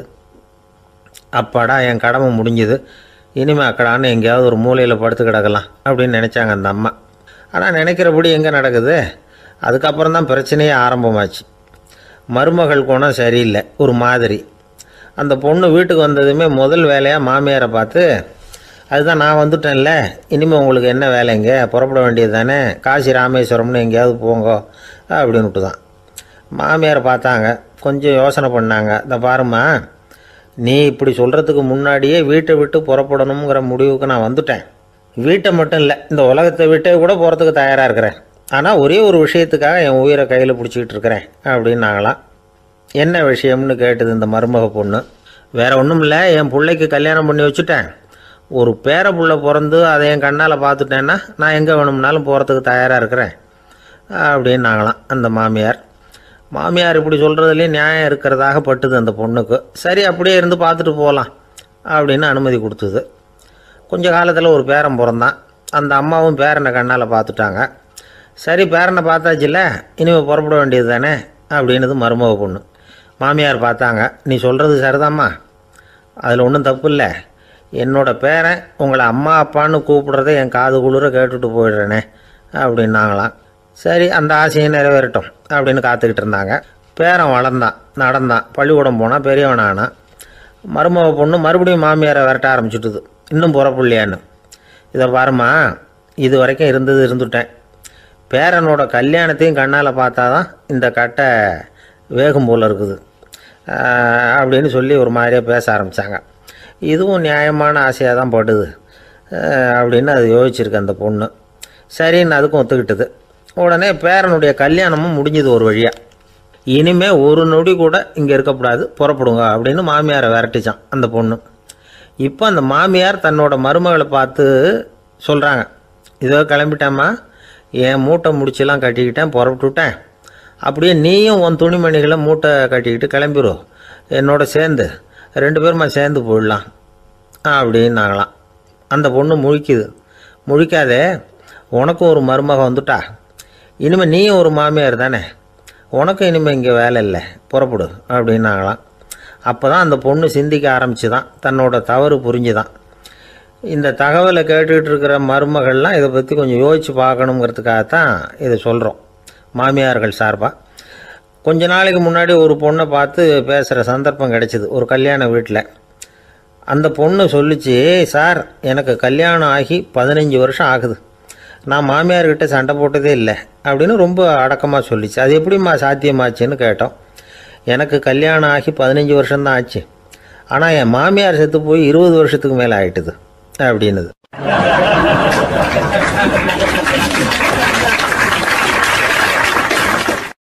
ஒரு அப்பாவுக்கு 2 பிள்ளைங்க. மூத்தவன் ரொம்ப அடக்கம், அப்பா எது சொன்னாலும் கேட்பான், பெரியவங்களுக்கு கீழ்ப்படிஞ்சு நடப்பான். இளையவன் அப்படி இல்லை, தான் நினச்சதை தான் சொல்லுவான், செய்வான். அடுத்தவங்க சொல்கிறத கேட்க மாட்டான், அடங்கி நடக்க மாட்டான். இந்த 2 பேரில் யாரை உங்களுக்கு பிடிக்கும்? பெரியவனை தான் பிடிக்கும், ஏன்னா அவன் தான் சொல்கிற பேச்சை கேட்குறவன் அப்படின்னு சொல்லுவீங்க. ஆனால் ஒரு ஞானி என்ன சொல்கிறாரு தெரியுமா? ஒரு குழந்தை அதன் அறிவுக்காக மதிக்கப்பட வேண்டுமே தவிர அதனுடைய கீழ்ப்படியும் தன்மைக்காக அல்ல அப்படிங்கிறார். நம்ம குழந்தைகளை சுயமாக சிந்திக்கிறதுக்கு நாம் விடுறதில்லை, மற்றவங்கள பார்த்து காப்பி அடிக்கிறதுக்கு தான் நாம் அவங்களுக்கு கற்றுக் கொடுக்குறோம். புகழ்பெற்ற மனிதர்கள் சிலருடைய பேரை சொல்லி நீயும் அவர் மாதிரி ஆகணும், இவர் மாதிரி ஆகணும் அப்படின்னு சொல்லிகிட்டே இருக்கிறோம். குழந்தைகள் தங்களுடைய தனித்தன்மையை வளர்த்துக்கிறதுக்கு நாம் தடையாக இருக்கிறோம். ஒரு குழந்தைகிட்ட அனாவசியமாக நம்பிக்கையை வளர்த்துடக்கூடாது, எந்த கோட்பாட்டையும் திணிக்கக்கூடாது. நாம் ஏற்கனவே அர்த்தமில்லாத கருத்துக்களையும் கொள்கைகளையும் மனசில் போட்டு நிரப்பி வச்சுருக்கிறோம். இந்த உலகத்துக்கு புதுசாக சேர்ந்திருக்கிற ஒரு குழந்தையின் தூய்மையான மனசில் நம்ம கருத்துக்களை அறிமுகம் செய்ய அல்லது திணிக்கிறதுக்கு நமக்கு எந்த அதிகாரமும் கிடையாது. ஒரு குழந்தைய நீ இந்த மதத்தை சேர்ந்தவன் அப்படின்னு பிறந்ததுமே ஒரு முத்திரை குத்தி போடுறோம். இது அதோட சுதந்திரத்தை ஆரம்பத்திலேயே கிள்ளி எறிகிறது மாதிரி தான். நீங்கள் ஒரு மதத்தின் வழிமுறைகளை கடைப்பிடிச்சிக்கிட்டு வர்றீங்க, அந்த வழியில் போய்கிட்டு இருக்கிறீங்க, சரி, அதனால் போகிறீங்க. அதுக்காக உங்கள் குழந்தையையும் அதே வழியில் தான் வரணும் அப்படின்னு கட்டாயப்படுத்துறதுக்கு உங்களுக்கு என்ன உரிமை இருக்குது? அந்த குழந்தை சுயமாக சிந்திச்சு ஒரு முடிவுக்கு வரட்டுமே, அதுக்கு நீங்கள் ஏன் தடையாக இருக்கிறீங்க? நமக்கு உண்மையிலேயே நம்ம குழந்தை மேலே அன்பு இருந்தால் இது மாதிரி திணிப்பு வேலைகளை செய்யக்கூடாது. திணிப்பு வேலைகளிலிருந்து குழந்தைகளை காப்பாற்றினா போதும், அதுதான் ரொம்ப முக்கியம். அடுத்த தலைமுறை அற்புதமான தலைமுறையாக உருவாகும். நாம் தான் சாதி மத சங்கடங்களில் மாட்டிக்கிட்டு தவிக்கிறோம். அவங்களாவது சாதி மத வேறுபாடு இல்லாத சமுதாயத்தை பார்க்கட்டுமே, அந்த சௌகரியங்களை அனுபவிக்கட்டுமே. அதுக்கு நாம் என்ன செய்யணும்னா ஒன்றும் செய்யாமல் இருந்தால் போதும். ஒரு குழந்தைகிட்ட நம்ம கருத்தை திணிக்கும் பொழுது என்ன ஆகுது தெரியுமா? அது அவனை அவங்கிட்ட இருந்தே அப்புறப்படுத்தி விடுது, அவனுடைய தனித்தன்மையை அழிச்சுடுது, அவனை ஒரு எல்லைக்குள்ளே திணிச்சுடுது. இதெல்லாம் அன்புங்கிற பேரால் பெற்றோர்கள் செய்கிற தப்பு. இதெல்லாம் கேட்டுக்கிட்டு இந்த காலத்தில் அப்பா ஒருத்தர் சொன்னார், நான் கருத்துக்களை எல்லாம் என் பையன்கிட்ட திணிக்கிறது இல்லைங்க, ஆனால் அதிகமாக சாப்பிட சொல்லி கட்டாயப்படுத்துவேன் அப்படின்னார்.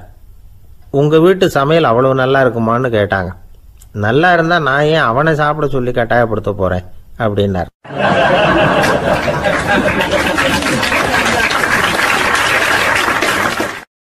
லோகமானிய பாலகங்காதர திலகர் இருந்தார்ல, அவருக்கு 15 வயசுலேயே கல்யாணம் நடந்துதான்.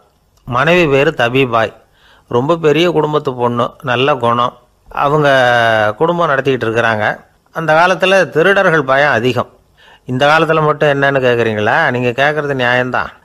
இருந்தாலும் இந்த காலத்து திருடனுக்கும் அந்த காலத்து திருடனுக்கும் ஒரு முக்கியமான வித்தியாசம் உண்டு. அதாவது அந்த காலத்து திருடன்லாம் நியாயம் அநியாயம் பார்க்குறது உண்டு, இந்த காலத்தில் அப்படி பார்க்குறது இல்லை. அந்த காலத்தில் திருட வர்றவங்கள்ட்ட கூட ஒரு தார்மீக உணர்வு உண்டாம். அதாவது அப்போ உள்ள கொள்ளைக்காரங்க எதை களவாடினாலும் சரி, அரிசியை மட்டும் களவாடுறது இல்லையா, அப்படி ஒரு கொள்கை. அதனால் பாருங்கள், அந்த காலத்து பெண்கள் வந்து நகை நட்டுகளை பத்திரமா வைக்கணும்னா பெட்டியில் வைக்கிறதில்ல, அரிசி பானையில் போட்டு வச்சு விடுறது. இப்போல்லாம் பேங்க்கில் வந்து சேஃப்டி லாக்கர்னு இருக்குல்ல, அது மாதிரி அந்த காலத்தில் வந்து சேஃப்டி லாக்கருங்கிறது அரிசி பானை. இந்த வளையல், மூக்குத்தி, தோடு இப்படி எதுவாக இருந்தாலும் அதில் போட்டு பத்திரமா வச்சுருவாங்க. திருடன் வந்து அரிசி பானை பக்கம் போகிறதில்ல. ஏன்னா சாப்பிட்ற விஷயத்தில் கை வைக்கக்கூடாது, அது பாவம் அப்படின்னு அவன் நினைக்கிறான். திலகரோட மனைவி தபீபாயும் அதே மாதிரி தன்னுடைய ஆபரணங்களை ஒரு அரிசி பானைக்குள்ளே போட்டு மூடி வச்சுருந்தாங்களாம். இப்படி இருந்தப்போ ஒரு நாள் ஒரு பிச்சைக்கார பொண்ணு வீடு வீடாக பிச்சை கேட்டுக்கிட்டே வந்திருக்குது. திலகர் வீட்டுக்கும் வந்து தர்மம் போடுங்க தாயே அப்படின்னு தான் அந்த பொண்ணு. அந்த அம்மா தபீபாய் காதில் இது விழுந்திருக்கு. உடனே கை நிறைய அரிசி அள்ளிக்கிட்டு வந்து போட்டிருக்கு. பாத்திரத்தில் அரிசியை போட்டதுக்கு அப்புறம் தான் தெரியுது பளிச்சுன்னு கண்ணில் படுது. அதாவது அந்த அம்மாவோட வைர மூக்குத்தி ஒன்று அரிசியோடு சேர்ந்து அந்த பிச்சைக்கார பொண்ணு பாத்திரத்தில் போய் விழுந்துட்டுது. இந்த அம்மாவுக்கு மனசுக்குள்ளே குழப்பம், என்ன இப்படி ஆகிட்டுதே, மூக்குத்தி போயிட்டுதே, பிச்சை பாத்திரத்துலேருந்து அதை எப்படி எடுக்கிறது அப்படின்னு தயக்கம். வாயை திறந்து அதை கேட்கறதுக்கும் கூச்சம். திண்ணையில் உட்காந்துருந்த திலகர் இவ்வளவையும் பார்த்துக்கிட்டு இருக்கிறார். மனைவியின் மனசுக்குள்ளே நடக்கிற மௌன போராட்டத்தை அவர் நல்லா புரிஞ்சுக்கிட்டாராம். மனைவியை பார்த்து சொன்னாராம், தபீபாய், இது வந்து தெய்வ சம்மதம், அவளுக்கு சேர வேண்டிய மூக்குத்தி அவகிட்ட போயிட்டுது, பிச்சை பாத்திரத்தில் விழுந்த மூக்குத்தியை எடுக்க வேணாம் அப்படின்னாராம். சரின்னு சொல்லிவிட்டு மேற்கொண்டு எதுவும் சொல்லாமல் அந்த அம்மா வீட்டுக்குள்ளே போயிட்டாங்களாம். இந்த காலத்துலலாம் அது மாதிரி நடக்குமா? வெறும் அரிசியை போட்டுட்டு விவகாரம் பண்ணிகிட்டு இருக்க மாட்டோமா? ஒரு பெரிய மனுஷன் வீட்டுக்கு ஒரு பிச்சைக்காரன் வந்தான். ஐயா, நாங்கள் பிச்சைக்காரங்கள்லாம் சேர்ந்து ஒரு சங்கம் வச்சுருக்குறோம், அதுக்கு நிதி சேர்க்குறோம், அதுக்கு ஒரு 100 ரூபா கொடுத்தீங்கன்னா எங்களுக்கு பெரிய உதவியாக இருக்கும் அப்படின்னானா. அதெல்லாம் ஒன்றும் கொடுக்க முடியாது போ அப்படின்னாரான் அவர். அப்படின்னா ஒரு 50 ரூபாயாவது கொடுங்களேன் அப்படின்ட்டுருக்கான். அதுவும் முடியாதுன்னு சொல்லிவிட்டார். 25 ரூபா அப்படின்ட்டுருக்கான். எதுவும் முடியாது அப்படின்னாரான். சரிங்க, இவ்வளவு பெரிய வீட்டுக்கு வந்துட்டு வெறுங்கையோடு திரும்புறது நல்லா இருக்காது, அதனால் சும்மா ஒரு 1 ரூபா மட்டுமாவது கொடுங்க அப்படின்ட்டுருக்கான் அவன்.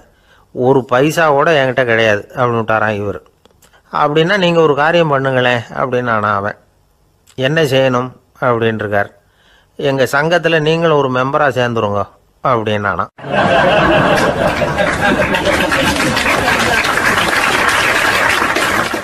ஒரு ஊரில் ஒரு மன்னன் இருந்தான், கொடுங்கோல் மன்னன்.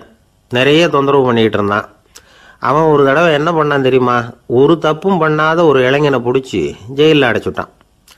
அந்த பையனோட சொந்தக்காரங்கள்லாம் ராஜா கிட்ட போனாங்க. அவன் ஒரு தவறும் பண்ணலை, அவனை விடுதலை பண்ணுங்க அப்படின்னு கெஞ்சி கேட்டுக்கிட்டாங்க.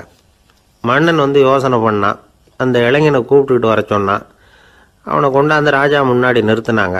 இதை பாருப்பா, உன்னை நான் விடுதலை பண்ணுவேன், ஆனால் ஒரு கண்டிஷன், அந்த நிபந்தனையை நீ நிறைவேற்றினா உனக்கு விடுதலை அப்படின்னா மன்னன். சரின்னு ஒத்துக்கிட்டான் பையன். மன்னன் வந்து கண்டிஷன் என்னங்கிறத சொன்னான். உங்ககிட்ட ஒரு செம்மறி ஆட்டை கொடுக்க போகிறேன், 1 மாதத்துக்கு அதுக்கு தேவையான தீனியையும் கொடுக்க போகிறேன். 1 மாதம் கழித்து அந்த ஆட்டை வந்து எடை போட்டு பார்ப்பேன். அந்த ஆட்டின் எடை கொஞ்சம் கூட கூடி இருக்கக்கூடாது. எடை கூடி இருந்தால் உனக்கு விடுதலை கிடையாது. என்ன சொல்கிற அப்படின்னா. பையனுக்கு ஒன்றும் புரியல, பயமாக போயிட்டுது. குழம்பிக்கிட்டே நின்றுக்கிட்டு இருக்கிறான். சரி, ஒரு நாள் டைம் தரேன், நல்லா யோசனை பண்ணி பார்த்துட்டு நாளைக்கு உன் முடிவை சொல்லு அப்படின்னா மன்னன். பையன் கவலையோடு வெளியில் வந்தான். அங்கே ஒரு பெரியவர் நின்றுக்கிட்டு இருந்தார். அவர்கிட்ட விஷயத்தை சொன்னான். அந்த பெரியவர் இந்த பையனுக்கு காதோட காதாக ஒரு வழியை சொல்லி கொடுத்தார். அதை கேட்டதும் பையன் மறுபடியும் மன்னன் முன்னாடி வந்து நின்னா, உங்கள் நிபந்தனையை ஏற்றுக்கிறேன்னு சொன்னான். மன்னன் வந்து ஒரு ஆட்டுக்குட்டியையும் அதுக்கு 1 மாதத்துக்கு தேவைப்படுற தீவனத்தையும் கொடுக்கும்படியாக உத்தரவு போட்டான். கொடுத்தாங்க, ஓடிட்டு போயிட்டான். 1 மாதம் தினமும் தவறாமல் அந்த தீவனத்தை ஆட்டுக்குட்டிக்கு போட்டுக்கிட்டு இருக்கிறான். 1 மாதம் கழித்து அந்த ஆட்டை வந்து அரண்மனைக்கு ஓட்டிகிட்டு போனான். மன்னன் அதை எடை போட்டு பார்க்குறான், எடை கூடவே இல்லை, அப்படியே தான் இருக்குது. உடனே போட்ட நிபந்தனைப்படி அந்த இளைஞனை வந்து விடுதலை பண்ணிவிட்டான். சரி, ஆட்டுக்கு எடை கூடாமல் இருக்கிறதுக்கு அந்த பெரியவர் சொல்லி கொடுத்த யோசனை என்ன அப்படின்னா, அது வேற ஒன்றும் இல்லை. அந்த ஆட்டுக்கு எதிரில் அது கண்ணில் படுற மாதிரி ஒரு ஓநாயை கட்டி போட சொன்னார். அவ்வளவுதான். ஆட்டுக்கு ஓநாய்ங்கிறது பிறவி பகை. ஓநாயை பார்த்தா ஆடு நடுங்க ஆரம்பிச்சிடும், அவ்வளவு பயம். தினமும் அந்த ஆடு பயந்துக்கிட்டே தீனி சாப்பிட்டுது, எடை கூடல. அதுதான் ரகசியம். இது வந்து சின்ன பிள்ளைங்களுக்கான ஒரு கதை. இதிலேருந்து தெரிஞ்சுக்க வேண்டிய உண்மை என்னன்னா, நாமெல்லாம் சாப்பிட்றப்ப மனசும் உடம்பும் அமைதியாக இருக்கணும். அப்போ தான் அது உடம்புல ஒட்டும். அவசரத்துலேயும் பயத்துலையும் சாப்பிட்டா அது சரியாக ஜீரணமாகாது. இன்னொரு ராஜா இருந்தார். அவரும் ஒரு இளைஞனை ஜெயிலில் அடைச்சி விட்டார். விடுதலை பண்ணணும்னா ஒரு கண்டிஷன்னார். என்னன்னு கேட்டான். ஒரு ஆட்டுக்குட்டியை அவன் முன்னாடி கொண்டாந்து நிறுத்துவேன், நீ அதுக்கிட்ட ஒரு கேள்வி கேட்கணும், அதுக்கு சரியான பதிலை சொல்லணும், அப்படி செஞ்சுட்டா உனக்கு விடுதலைன்னார். இளைஞன் யோசனை பண்ணி பார்த்தான், சரின்னு ஒத்துக்கிட்டான். அது பிரகாரமே ஆட்டுக்குட்டியை பதில் சொல்ல வச்சுட்டான். என்ன நடந்தது தெரியுமா? ஆட்டுக்குட்டியை கொண்டாந்து நிறுத்தினாங்க. இவன் மெதுவாக அதுக்கிட்ட போனான். அது காதுகிட்ட போய் ஏப்ரலுக்கு அடுத்த மாதம் என்ன மாதம்னு கேட்டான். அது உடனே மேன்னு கத்திச்சு. இவன் விடுதலை ஆயிட்டான்.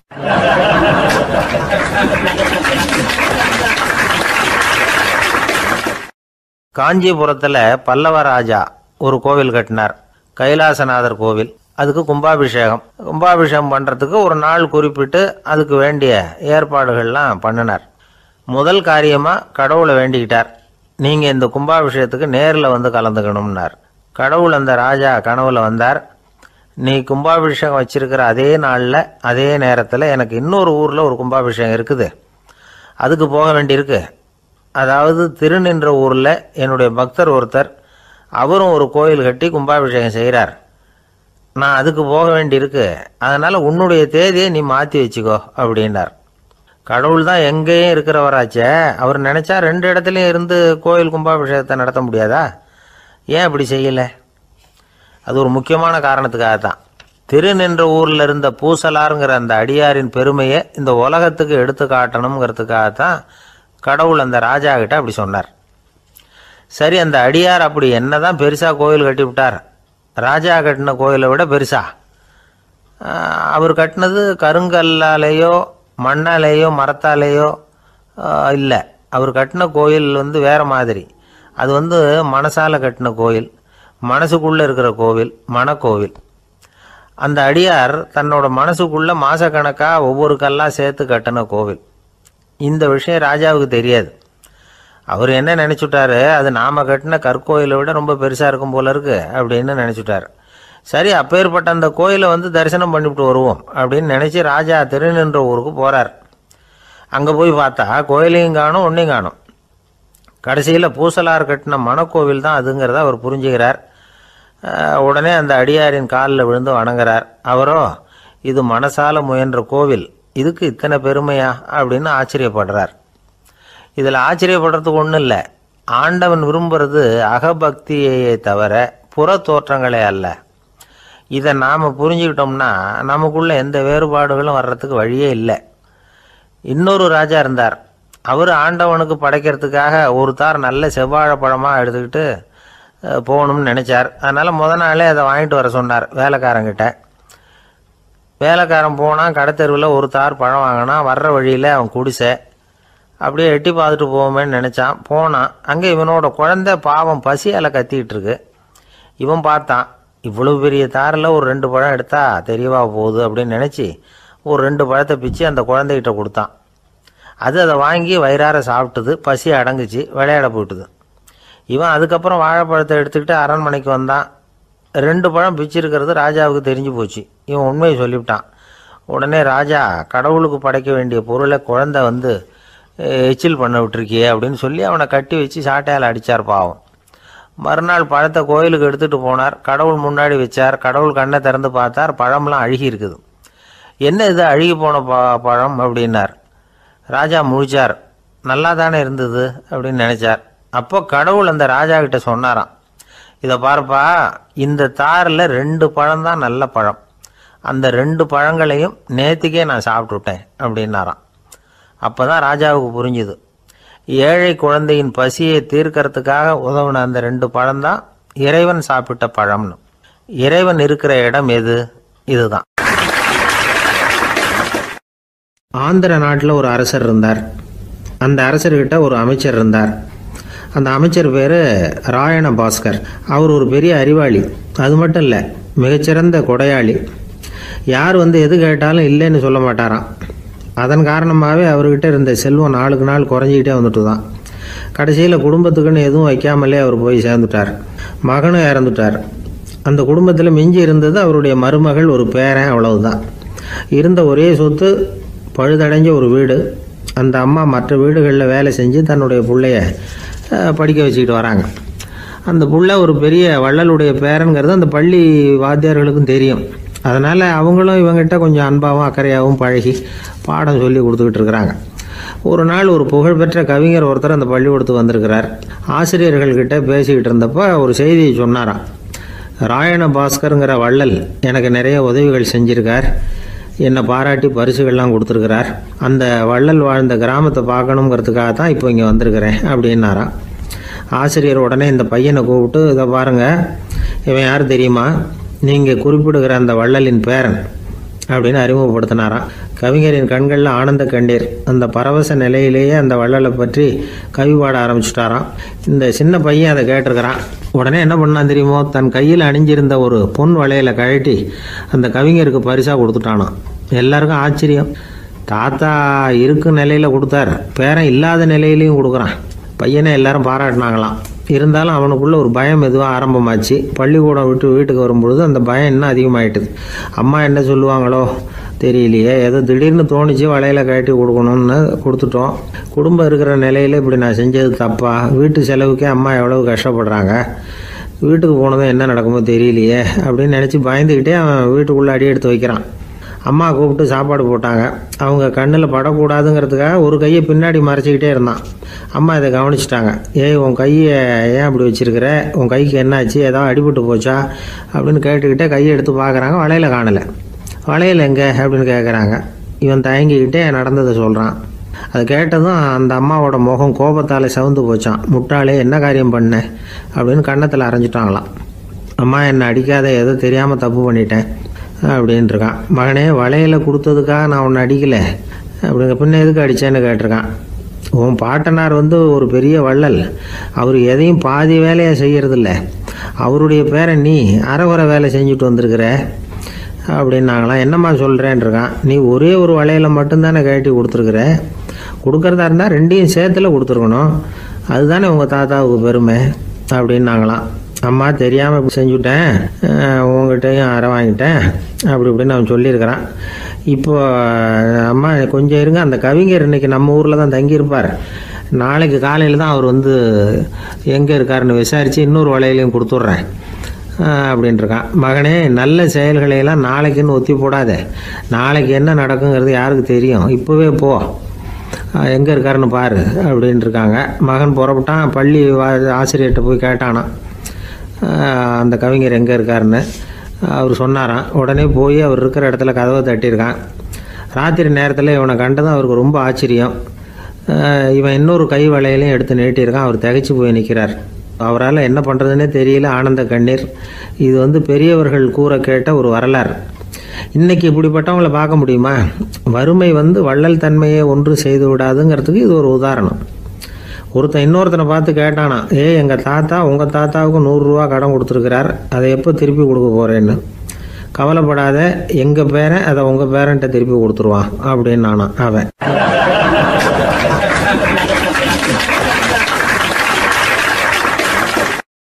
ஒரு ஊரில் ஒரு மன்னர் இருந்தார். புத்தி கூர்மை உள்ள ஒரு மன்னர்.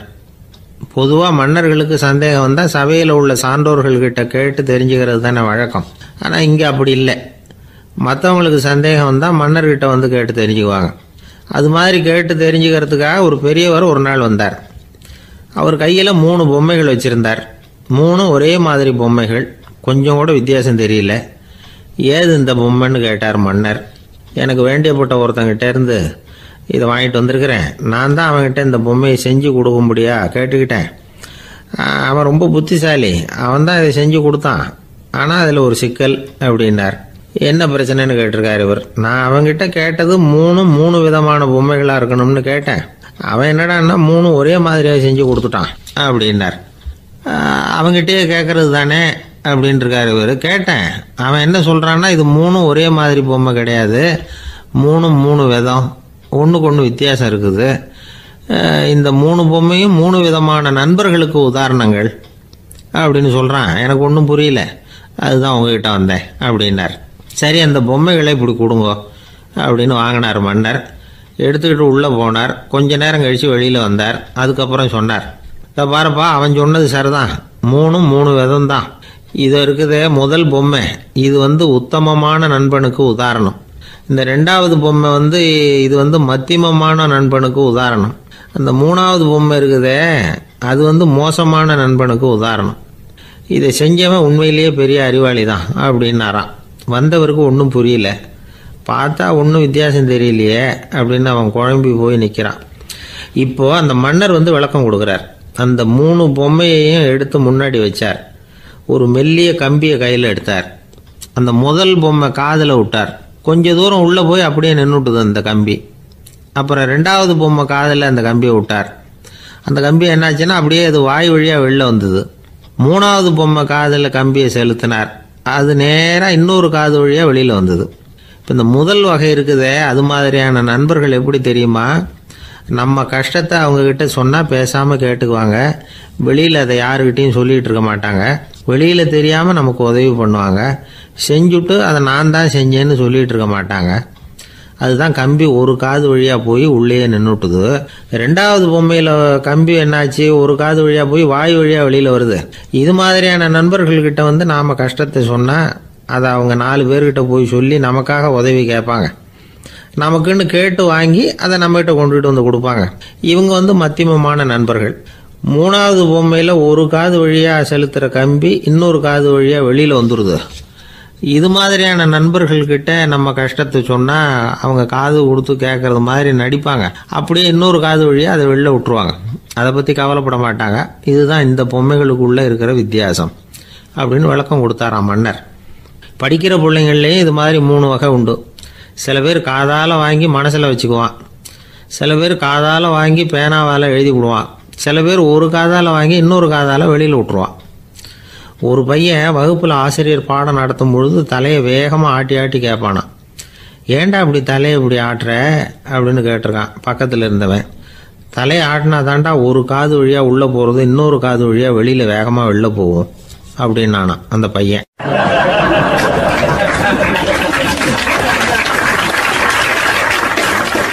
எனக்கு வாழ்க்கையே வெறுத்து போச்சு சார் அப்படின்னு சொல்லிட்டு ஒருத்தர் வந்தார். கொஞ்ச நேரம் பேசினதுக்கப்புறம் அவர் அப்படி சொல்லியிருந்தா அதில் ஒரு அர்த்தம் இருந்திருக்கும். வர்றதுக்கு முன்னாடியே வாழ்க்கை வெறுத்து போச்சுன்னு சொல்லிட்டு வர்றார். என்ன சார் விஷயம்னு விசாரித்தோம். எங்கள் வீட்டில் தினம் 3 வேளையும் ஒரே மாதிரி சாப்பாடு சார், வித்தியாசமே கிடையாது. இப்படியே 3 மாதமாக சாப்பிட்டுக்கிட்டு இருக்கிறேன். அதை விட பட்டினி கிடந்து செத்துடலாம்னு தோணுது அப்படின்னார். ஒரு பெரியவர் சொன்ன தத்துவத்தை சொல்கிறதுக்கு ஆள் கிடைக்காம தவிச்சுக்கிட்டு இருந்தோம். இப்போ ஒருத்தர் கிடைச்சிட்டார். விட்டுலாமா? உடனே அவரை உட்கார வச்சு சொல்ல ஆரம்பிச்சிட்டோம். அதாவது நாம் அனுபவிக்கிற உணர்வுகளில் களிப்பு, மகிழ்வு, ஆனந்தம் இது 3க்கும் ஒன்றுக்கு ஒன்று வித்தியாசம் உண்டு. மேம்போக்காக பார்க்குறதுக்கு இது 3 ஒன்று மாதிரி தோணும். ஆனால் அது அப்படி இல்லை. களிப்புங்கிறது உடம்பை பொறுத்தது, மகிழ்வுங்கிறது மனசை பொறுத்தது, ஆனந்தம்ங்கிறது ஆன்மாவை பொறுத்தது. இப்படி இந்த 3 வகையான அந்த சுவைப்புகளின் தன்மையும் வேற வேற. இப்போ முதல்ல களிப்புங்கிறத எடுத்துக்குவோம். நம்ம புலன்களுக்கு களிப்பை தரக்கூடிய பொருள்களுக்கு சில விசேஷ குணம் உண்டு. அது எப்படின்னா, சீக்கிரமே சலிப்பை உண்டு பண்ணும். ஒருத்தர் அந்த பொருளை எடுத்துக்கிட்டா அது இன்னொருத்தருக்கு குறைஞ்சிரும். உணவு, உடை இதெல்லாம் களிப்பை தரக்கூடிய பொருள்கள். இப்போ உதாரணத்துக்கு ஒரு சாப்பாட்டு மேசையில் ஒரு பாத்திரத்தில் 10 இட்லி இருக்குது. அதில் ஒரு 2 இட்லியை நம்ம தட்டில் எடுத்து வச்சு சாப்பிட்றோம். நாம் சாப்பிட்ட அந்த இட்லி நிச்சயமாக எதிரில் உட்காந்துருக்கிறவருக்கு இல்லை, அவருக்கு உபயோகப்படாது. நாம் சாப்பிட்ட அதே இட்லியை அவரும் சாப்பிட முடியாது, அவர் வேற தான் எடுத்து வச்சுக்கணும். அது மாதிரி நாம் ஒரு சட்டையை எடுத்து போட்டுக்கிறோம். அதே சட்டையை அதே நேரத்தில் இன்னொருத்தர் போட்டுக்க முடியாது. புலன்களுக்கு களிப்பை தரக்கூடிய இது மாதிரி பொருள்கள்லாம் முதல் தடவை நமக்கு கொடுக்குற களிப்பை 2வது தடவையும் கொடுக்காது. 3வது தடவை இன்னும் குறையும். கடைசியில் வெறுப்பாகவும் மாறிடும். ஒவ்வொன்றா இட்லியை தொடர்ந்து சாப்பிட்றோம்னு வச்சுக்கோங்க, முதல் இட்லி தரக்கூடிய சுவையை 30வது இட்லி தராது. முதல் தடவை புது சட்டையை போட்டுக்கிறப்போ நமக்கு இருக்கிற களிப்பு அதே சட்டையை 100வது தடவையாக போட்டுக்கிறோம்னு வைங்க, அப்போ இருக்குமா? இருக்காது. இதுதான் களிப்பு. அதாவது சீக்கிரமே சலிப்பை தரக்கூடியது. ஒருத்தர் எடுத்துக்கிட்டால் இன்னொருத்தருக்கு குறைஞ்சி போகக்கூடியது. ஆனால் மகிழ்ச்சிங்கிறது அப்படி இல்லை. ஒருத்தர் அனுபவிக்கிறதுனால இன்னொருத்தருக்கு குறைஞ்சி போகாது. இப்போ காலையில் சூரியன் உதயம் ஆகிறத பார்த்து சந்தோஷப்படுறோம், அதையே இன்னொருத்தரும் பார்த்து சந்தோஷப்படலாம். ஒரு நல்ல சங்கீதத்தை கேட்குறோம், ஒரு அழகான ஓவியத்தை ரசிக்கிறோம், நீங்கள் ரசிக்கிற அதே நேரத்தில் இன்னொருத்தரும் அதை ரசிக்கலாம். அதனால் அது குறைஞ்சி போகிறதில்ல. இது மகிழ்வு. ஆனால் ஒன்று, ஒரே பாடலை திரும்ப திரும்ப கேட்டுக்கிட்டு இருந்தால் கடைசியில் அலுப்பு தட்டும். அதாவது மகிழ்வுங்கிறது எப்படின்னா, மற்றவங்களோட பகிர்ந்து கொள்றதுனால குறையாது. ஆனால் ஒரே பொருள் மீண்டும் மீண்டும் அனுபவிப்பை தர்றப்போ முதல்ல மகிழ்வு அதிகரித்து அதுக்கப்புறம் அது மங்கி மறைஞ்சு போயிடும். இதுதான் அந்த மகிழ்வுங்கிறதுக்கு இலக்கணம். சரி, இப்போ மூணாவதாக சுகம் தரக்கூடிய ஆனந்தம்ங்கிறது எப்படின்னா, இது நமக்கு உள்ளே இருந்து சுரக்கிறது. மனசு சலனங்கள்லேருந்து விடுபடுறப்போ இந்த ஆனந்தம் நமக்கு கிடைக்கும். இது நிலையான சுகம், ஆத்ம சுகம். களிப்பிலிருந்து மகிழ்வுக்கும் மகிழ்விலிருந்து ஆனந்தத்துக்கும் செல்றது தான் மனிதன் நடத்த வேண்டிய முக்கியமான பயணம். இவ்வளவு விஷயத்தையும் கேட்டுட்டு இந்த காலத்து பையன் ஒருத்தன் வந்தான். சார், இப்போ நீங்கள் ஒரு சாப்பாட்டு மேசையில் ஒரு 10 இட்லி வைக்கிறீங்க, என்ன உட்கார வைங்க, எதிரில் இன்னொருத்தனை உட்கார வைங்க, நான் களிப்பு மகிழ்வுலாம் தாண்டி நேரடியாக ஆனந்தத்துக்கு பயணம் பண்ணி காட்டுறேன் அப்படின்னா.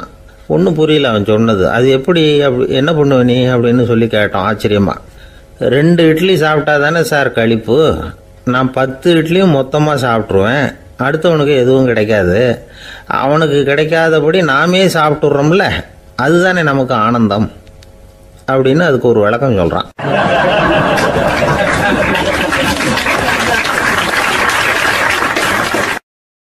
இந்த உலகத்தில் மனுஷன் எவ்வளவோ தவறுகள் செய்கிறான். அதுக்கெல்லாம் என்ன காரணம்? அதை பற்றின ஆராய்ச்சி தான் இன்னைக்கு. இதுக்கு ஆராய்ச்சி என்னத்துக்கு, அது தெரிஞ்ச விஷயம் தானே அப்படின்னு நீங்கள் நினைக்கலாம். ஆனால் அப்படி அலட்சியமாக இந்த விஷயத்தை விட்டுறக்கூடாது. பொதுவாக எல்லோரும் நினைக்கலாம், எது சரி எது தவறு அப்படின்னு தெரியாததுனால தான் மனுஷன் தப்பு பண்ணுறான் அப்படின்னு. ஆனால் அப்படி சொல்லிட முடியாது. மனுஷன் தெரிஞ்சே தான் தவறுகள் பண்ணுறான். இப்போ உதாரணத்துக்கு, ஒரு சாலையில் இடது பக்கம் போக வேண்டிய ஒருத்தர் நடுக்கோட்டை தாண்டி வலது பக்கமாக வண்டியை ஓட்டிகிட்டு போகிறாருன்னு வச்சுங்க. என்னப்பா இது தப்பு இல்லையா அப்படின்னு அவர்கிட்ட கேட்டால், அதெல்லாம் எனக்கு தெரியும், நீ உன் வேலையை பார்த்துட்டு போ அப்படிம்பார். வலது பக்கமாக போகிறது தப்புன்னு தெரிஞ்சே தான் அவர் அப்படி செய்கிறார், அப்படி போகிறார். பெரிய உத்தியோகத்தில் இருக்கிறவங்க கூட லஞ்சம் வாங்குறாங்க. அவங்களுக்கெல்லாம் லஞ்சம் வாங்குறது தப்புன்னு தெரியலன்னு அர்த்தம். திருடுறது தப்புன்னு தெரியாமலாம் மனுஷன் திருடுறான், நல்லாவே தெரியும். நீங்கள் வேணும்னா கேட்டு பாருங்கள், வேறு வழி இல்லை அதனால தான் திருடுறேன்பா. திருடுறது ஒரு புண்ணியமான காரியம்னு திருடனே கூட சொல்ல மாட்டான். திருடுறது தவறுங்கிறது திருடனுக்கு தெரியும் அப்படிங்கிறத விளக்கறதுக்காக ஒரு பெரியவர் ஒரு கதை சொன்னார். அதாவது 2 திருடர்கள் 2 பேரும் சேர்ந்து ஒரு வீட்டுக்கு போய் ஒரு 10,000 ரூபாயை திருடிட்டு வந்துடுறாங்க. ஒரு காட்டு வழியாக வந்துக்கிட்டு இருக்கிறாங்க. இன்னும் விடியல. 2 பேருக்கும் தூக்கம் கண்ணை சுற்றுது. சரி, இப்படியே ஒரு மரத்தடியில் படுத்து தூங்குவோம், காலையில் விடிஞ்சதும் இந்த பணத்தை 2 பேரும் பங்கு போட்டுக்குவோம் அப்படின்னு முடிவு பண்ணுறாங்க. அதே மாதிரி படுத்து தூங்குறாங்க. நடு ராத்திரியில் ஒரு திருடன் முழிச்சுக்கிறான். விடிகிற வரைக்கும் காத்துக்கிட்டு இருந்தால் 5,000 ரூபா தான் கிடைக்கும், இப்போவே கம்பி நீட்டினா 10,000 ரூபா கிடைக்கும் அப்படின்னு யோசித்து பார்த்துட்டு ஒரு முடிவுக்கு வந்தான். மெதுவாக அந்த 10,000த்தையும் சுருட்டிக்கிட்டு அடுத்தவனுக்கு தெரியாமல் ஓடி போயிட்டான். விடியுது. அடுத்தவன் எழுந்திரிச்சு பார்க்குறான். பணத்தையும் காணலை, பாகஸ்தனையும் காணலை. இந்த திருடன் அந்த திருடனை திட்டுறான், திருட்டு பய, அயோக்கிய பய, இப்படி அநியாயமாக கிளப்பிட்டு போட்டானே அப்படிங்கிறான். இதுலேருந்து என்ன தெரியுது? தெரியாமல் எடுத்துக்கிட்டு போகிறது திருட்டு, அயோக்கியத்தனம், அநியாயம் அப்படிங்கிறது இவனுக்கு தெரிஞ்சிருக்குது. அதனால தான் அடுத்தவனை பார்த்து இப்படி திட்டுறான்.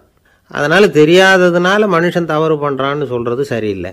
அப்படின்னா மனுஷன் பண்ணுற தவறுகளுக்கு உண்மையான காரணம் தான் என்ன? இதே சந்தேகம் அர்ஜுனனுக்கும் வந்துதான். அதனால தான் அவன் பகவானை பார்த்து கேட்குறான், மனுஷன் தன் விருப்பத்துக்கு விரோதமாக ஏதோ ஒரு சக்தியினால பலாத்காரமாக இழுக்கப்பட்டது மாதிரி பாவம் பண்ணுறானே, அந்த சக்தி என்ன அப்படின்னு கேட்குறான். இதுக்கு பகவான் பதில் சொல்கிறார், காமமும் குரோதமும் தான் அந்த சக்திகள், அதாவது ஆசையும் சினமும். இது 2ம் உன்னுடைய எதிரிகள் அப்படிங்கிறத புரிஞ்சுக்கோ அப்படிங்கிறார். இன்னமும் நுணுக்கமாக பார்த்தா காமத்தினுடைய மறு உருவங்கள் தான் குரோதமும் லோபமும். ஆசை நிறைவேறலைன்னா குரோதம், அதாவது கோபம். ஆசை நிறைவேறிட்டதுன்னா லோபம், அதாவது பேராசை. பாவத்தை கண்ட்ரோல் பண்ணணும்னா அதுக்கு மெயின் சுவிட்ச் எது அப்படிங்கிறது இப்போ தான் தெரியுது. அதுக்கு மனுஷன் தெரிஞ்சே தான் தவறு பண்ணுறான் அப்படின்னு பேசிக்கிட்டோமே. அதுக்கு ஒரு உதாரணம். ஒரு ஆள் ஹோட்டலில் சாப்பிட போனான். சாப்பிட்டு முடித்தான். எழுந்திரிச்சு வந்து முதலாளிகிட்ட பில்லை கொடுத்தான். காசை கொடுக்கல. முதலாளி பணம் கொடுன்னு கேட்டார். இவன் என்கிட்ட பணம் இல்லைன்னா. முதலாளி கொஞ்சம் கூட அலட்டிக்கல. உள்ளே இருந்து ஒரு ஆளை கூப்பிட்டார். இவனை கூப்பிட்டுக்கிட்டு போய் இட்லி மாவு ஆட்ட சொல்லுன்னார்.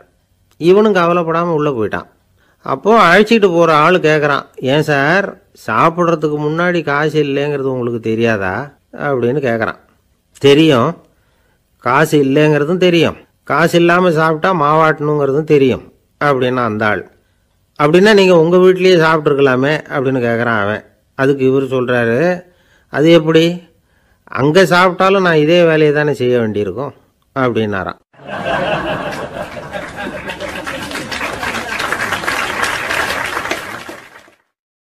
துஷ்டரை கண்டால் தூர விலகு, இப்படி ஒரு பழமொழி உண்டு. எதுக்காக இப்படி சொல்லி வச்சாங்க? துஷ்டன் ஏதாவது தொந்தரவு கொடுப்பான், அதனால் அவனை கண்டா பயந்துக்கிட்டு ஓடி ஒளிஞ்சிக்கோ அப்படின்னா இதுக்கு அர்த்தம் அப்படி இல்லை. ஒரு துஷ்டன்கிட்ட நெருங்கி போகிறோம்னு வச்சுக்கோங்க, அவன் நமக்கு கெடுதலான ஆலோசனைகள் எதையும் சொல்லலாம், அல்லது அவன் தீய உணர்வுகள் உள்ளவனா இருக்கலாம், அல்லது தீய செயல்கள் செய்யக்கூடியவனா இருக்கலாம், அல்லது தீய நட்புனால அவன் ஏற்கனவே கெட்டு போனவனா கூட இருக்கலாம். இப்படிப்பட்டவனை நெருங்கி போனால் அவனோட பாதிப்பு நமக்கும் வந்துடும். அதனால் விலகி போ அப்படின்னு சொல்கிறாங்க. இதையே கொஞ்சம் விவரமாக இப்போ பார்ப்போமே. இப்போ இந்த துஷ்டர்களை 4 வகையாக பிரிக்கிறாங்க. இந்த 4 வகைக்கும் உதாரணம் வேணும்னா வேற எங்கேயும் போக வேண்டியதில்லை, மகாபாரதத்தை பார்த்தாவே போதும். அதில் இந்த 4 வகையான தீயோரும் வர்றாங்க. முதல் வகைக்கு உதாரணம் சகுனி. இவன் மனசில் எப்பவும் தீய எண்ணங்கள் தான் நிறைஞ்சிருக்கும். கனவுல கூட தீய ஆலோசனைகள். யாராவது ஒருத்தர் நல்லபடியாக வாழ்ந்தா அதை இவனால் சகிச்சிக்க முடியாது. இப்படிப்பட்டவனோட நெருங்கிய தொடர்பு துரியோதனனுக்கு கிடைச்சிது. துரியோதனன் எப்படின்னா, அவன் ஏற்கனவே தீய காரியங்கள் செய்யறதுக்கு தயங்காதவன். அப்படிப்பட்டவனுக்கு தீய போதனைகள் செய்யறதுக்கு சகுனி உதவுனா. இந்த 2 பேரோட சகவாசம் இன்னொருத்தனுக்கு கிடைச்சது. அவன் யாருன்னா துச்சாதனன். அவன் தீய நடத்தை உள்ளவன். இந்த 3 பேரும் ஒன்று சேர்ந்தா என்னத்துக்கு ஆகும்? உலகமே கெட்டு போடும்ல. இந்த 3 துஷ்டர்களோட நல்லவன் ஒருத்தன் வந்து சேர்ந்தான். அவன் தான் கர்ணன். கர்ணன் இயல்பாகவே உத்தம குணம் உள்ளவன். அவன் நல்லவங்களோட சேராம இப்படிப்பட்ட கெட்டவங்க கிட்ட நட்பு வச்சுக்கிட்டான். அதனால அவனும் தீய செயல்களில் ஈடுபடுறது மாதிரி ஆயிடுது. துரியோதனனுடைய நண்பனா அவனுடைய ஆதரவில் வளர்ந்ததுனால அவனுக்கு துணையா இருக்க வேண்டியிருக்குது அப்படின்னா. நட்பு உரிமையினால உதவி புரிய வேண்டியது சரிதான், அது தப்புன்னு சொல்ல முடியாது. இருந்தாலும் தீய செயல்களுக்கு உதவி செய்யறது சரியில்லை. புத்தி பலம் புஜ பலம் எல்லாம் இருந்தா கூட தெய்வ பலம் இல்லைன்னா ஜெயிக்க முடியாது. கர்ணன் மகா வீரன். இருந்தாலும் கடைசியில் அவன் கதி என்னாச்சு? அவங்ககிட்ட எல்லா நல்ல குணங்களும் இருந்தது. இருந்தாலும் ஏன் இப்படி ஆச்சு? தீயவர்களுடைய சேர்க்கை தான் காரணம். அவங்களோட சேர்ந்ததுனால இவனையும் அப்படியே நினைக்க ஆரம்பிச்சுட்டாங்கல்ல. 4 வகை துஷ்டர்கள்ல இவனும் ஒரு வகை அப்படின்னு சொல்ல ஆரம்பிச்சிட்டாங்க. அதாவது தீய ஆலோசனைக்கு சகுனி, தீய உணர்வுகளுக்கு துரியோதனன், தீய செய்கைக்கு துச்சாதனன், தீய நட்புக்கு கர்ணன். இப்படி உதாரணமாயிட்டான். அதனாலதான் துஷ்டரை கண்டால் தூர விலகு அப்படின்னு சொன்னாங்க. அது புராண காலம். இப்பெல்லாம் நிலைமை கொஞ்சம் வேற விதமா இருக்குது. அன்னைக்கு ஒரு நாள் அப்படிதான் ஒரு காட்டு பாதையில யாரோ ஒருத்தர் அடிபட்டு கிடந்தார். யாரோ ஒரு துஷ்டன் அவனை அடிச்சு போட்டுட்டு போயிட்டான் போல இருக்கு. அந்த வழியா போன ஒருத்தர் பரிதாபப்பட்டு அவனை போய் தூக்கினார். ஆறுதல் சொன்னார், இதை பாருங்க, இந்த வழியா எப்பவும் தனியா வரக்கூடாது.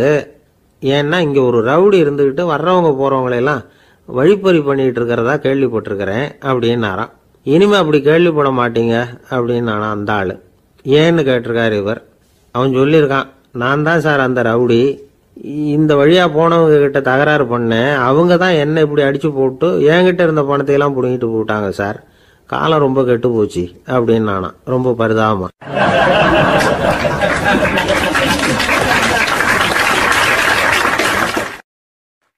ஒரு ஊர்ல ஒரு பெரிய செல்வந்தர் இருந்தார். பணத்துக்கு பஞ்சம் இல்லை. அதனால இந்த உலகத்துல முடியாத காரியம் எதுவும் இல்லைன்னு நினைச்சார். பணம் இருந்தாலே அந்த நினைப்பு தானா வந்துடும். அதனால இவரும் அப்படி நினைச்சதுல ஒன்றும் தப்பு இல்லை. அந்த ஊருக்கு குருநானக் ஒரு தடவை வந்தார். அவருக்கு இந்த செல்வந்தர் ரொம்ப பிரமாதமாக ஒரு வரவேற்பு கொடுத்தார். ஊர் எல்லையிலேயே எங்கள் வீட்டுக்கு வந்து விருந்து சாப்பிட்டுட்டு போகணும்னு கேட்டுக்கிட்டார். அவரும் சரின்னு ஒத்துக்கிட்டார். உடனே தன்னுடைய பங்களாவில் ஒரு பெரிய விருந்துக்கு ஏற்பாடு பண்ணார். குருநானக்கை அழைச்சிட்டு வீட்டுக்கு போனார். உட்கார வச்சார். ஐயா, நான் இந்த ஊர்லேயே ரொம்ப பெரிய வசதி உள்ளவன், என்னால் எல்லாம் முடியும். உங்களுக்காக நான் என்ன செய்யணும்னு சொல்லுங்கள். எதுவாக இருந்தாலும் பரவாயில்ல, எவ்வளவு செலவானாலும் பரவாயில்ல, என்னால் செய்ய முடியும். என்ன செய்யணும்னு சொல்லுங்கள், அது போதும், நான் செய்கிறேன் அப்படின்னு நான் ரொம்ப பணிவான். இதை கேட்டதும் குருநானக் சிந்திச்சார் கொஞ்ச நேரம். அதுக்கப்புறம் தன்னோட சட்டை பைக்குள்ளே கையை விட்டு ஒரு பழைய ஊசி ஒன்று எடுத்தார். அந்த செல்வந்தர்கிட்ட கொடுத்தார். இதை பாருங்கள், இவ்வளவு தூரம் நீங்கள் கேட்கறதுனால சொல்கிறேன், எனக்கு நீங்கள் செய்ய வேண்டிய உதவி இதுதான்னார். ஊசியை கையில் வாங்கிக்கிட்டு இதை என்ன செய்யணும்னு சொல்லுங்க அப்படின்னார் அவர். நீங்கள் செய்ய வேண்டியது என்னென்னா, இந்த ஊசியை பத்திரமா வச்சிருக்கணும். நாம் 2 பேரும் இறந்து போனதுக்கு பின்னாடி இன்னொரு உலகத்தில் நாம் சந்திக்கக்கூடிய வாய்ப்பு இருக்குது. அப்போ இந்த ஊசியை என்கிட்ட கொண்டாந்து கொடுக்கணும். இதுதான் நீங்கள் எனக்காக செய்ய வேண்டிய உதவி அப்படின்னார் குருநானக் லேசாக சிரிச்சுக்கிட்டே. இதை கேட்ட உடனே இந்த பெரியவர் முழிக்க ஆரம்பிச்சிட்டார். அது எப்படிங்க, நான் சாகிறப்ப எப்படி இந்த ஊசியை எடுத்துக்கிட்டு இன்னொரு உலகத்துக்கு வர முடியும்னார். ஊசி மாதிரி ஒரு சின்ன பொருளை கூட இந்த உலகத்தை விட்டு நாம் போகிறப்ப எடுத்துகிட்டு போக முடியாதுங்கிறப்போ உங்களோட செல்வத்தையெல்லாம் எப்படி அங்கே எடுத்துகிட்டு வர போகிறீங்க அப்படின்னு கேட்டார் குருநானக். அதுக்கப்புறம் தான் அந்த பெரியவர் யோசிக்க ஆரம்பித்தாராம். குருநானக் சொல்கிறார், இதை பாருங்கள், நாம் செய்கிற நல்லது கெட்டது தான் கடைசி வரைக்கும் நம்ம கூட இருக்கும். அடுத்தவங்க நல்லா இருக்கணுங்கிறதுக்காக பொருளை செலவு செய்யணும். அப்படி செய்யலைன்னா எந்த பிரயோஜனமும் இல்லை அப்படின்னார். அதுக்கப்புறம் தான் அந்த செல்வந்தரின் அறிவு கண் திறந்து தான். உடனே குருநானக்கை வணங்கினார். ஐயா, என்கிட்ட இருந்த ஆணவம் போயிட்டுது, இனிமேல் என்கிட்ட இருக்கிற செல்வத்தை நல்ல வழியில் செலவழிப்பேன் அப்படின்னாராம். நம்மக்கிட்ட இருக்கிற பணம் எப்பவும் நம்ம கூடவே வந்துக்கிட்டு இருக்காதுங்கிறதுக்கு இது ஒரு உதாரணம். அதுக்காக நாம் பணம் சேர்க்கறத பற்றி கவலைப்பட வேண்டியதில்லை, பேசாமல் படுத்து தூங்கிக்கிட்டு இருந்தால் போதும் அப்படின்னு இதுக்கு அர்த்தம் பண்ணிக்கப்படாது. முறையான வழியில் பணம் சேர்க்கணும், அதை முறையான வழியில் செலவு பண்ணணும். அதனால் ஏற்படக்கூடிய மன நிறைவு இருக்குது பாருங்கள், அது அனுபவித்தவங்களுக்கு தான் தெரியும். சொர்க்கத்துக்கு போகிறவங்க இங்கேருந்து பணத்தை எடுத்துகிட்டு போக முடியாது. ஆனால் நம்ம செல்வத்தை இங்கே மற்றவங்களுக்கு பயன்பட செய்து அதனால் ஏற்படுற புண்ணியம் இருக்குது பாருங்கள், அதை எடுத்துகிட்டு போக முடியுமா. இதுதான் ஆன்மீகவாதிகள்லாம் சொல்கிற கருத்து. ஜான் நியூட்டன் ஒருத்தர், அவர் சொன்னார், நான் எப்போவாவது சொர்க்கத்துக்கு போய் சேர்ந்தேன்னா அங்கே 3 அதிசயங்களை பார்ப்பேன்னார். என்னன்னு கேட்டாங்க. நான் யார் யார் இருக்க மாட்டாங்கன்னு நினச்சிக்கிட்டு இருந்தானோ அவங்களில் சில பேர் அங்கே இருப்பாங்க, அது ஒரு பெரிய அதிசயம்னார். சரி, அடுத்தது என்ன?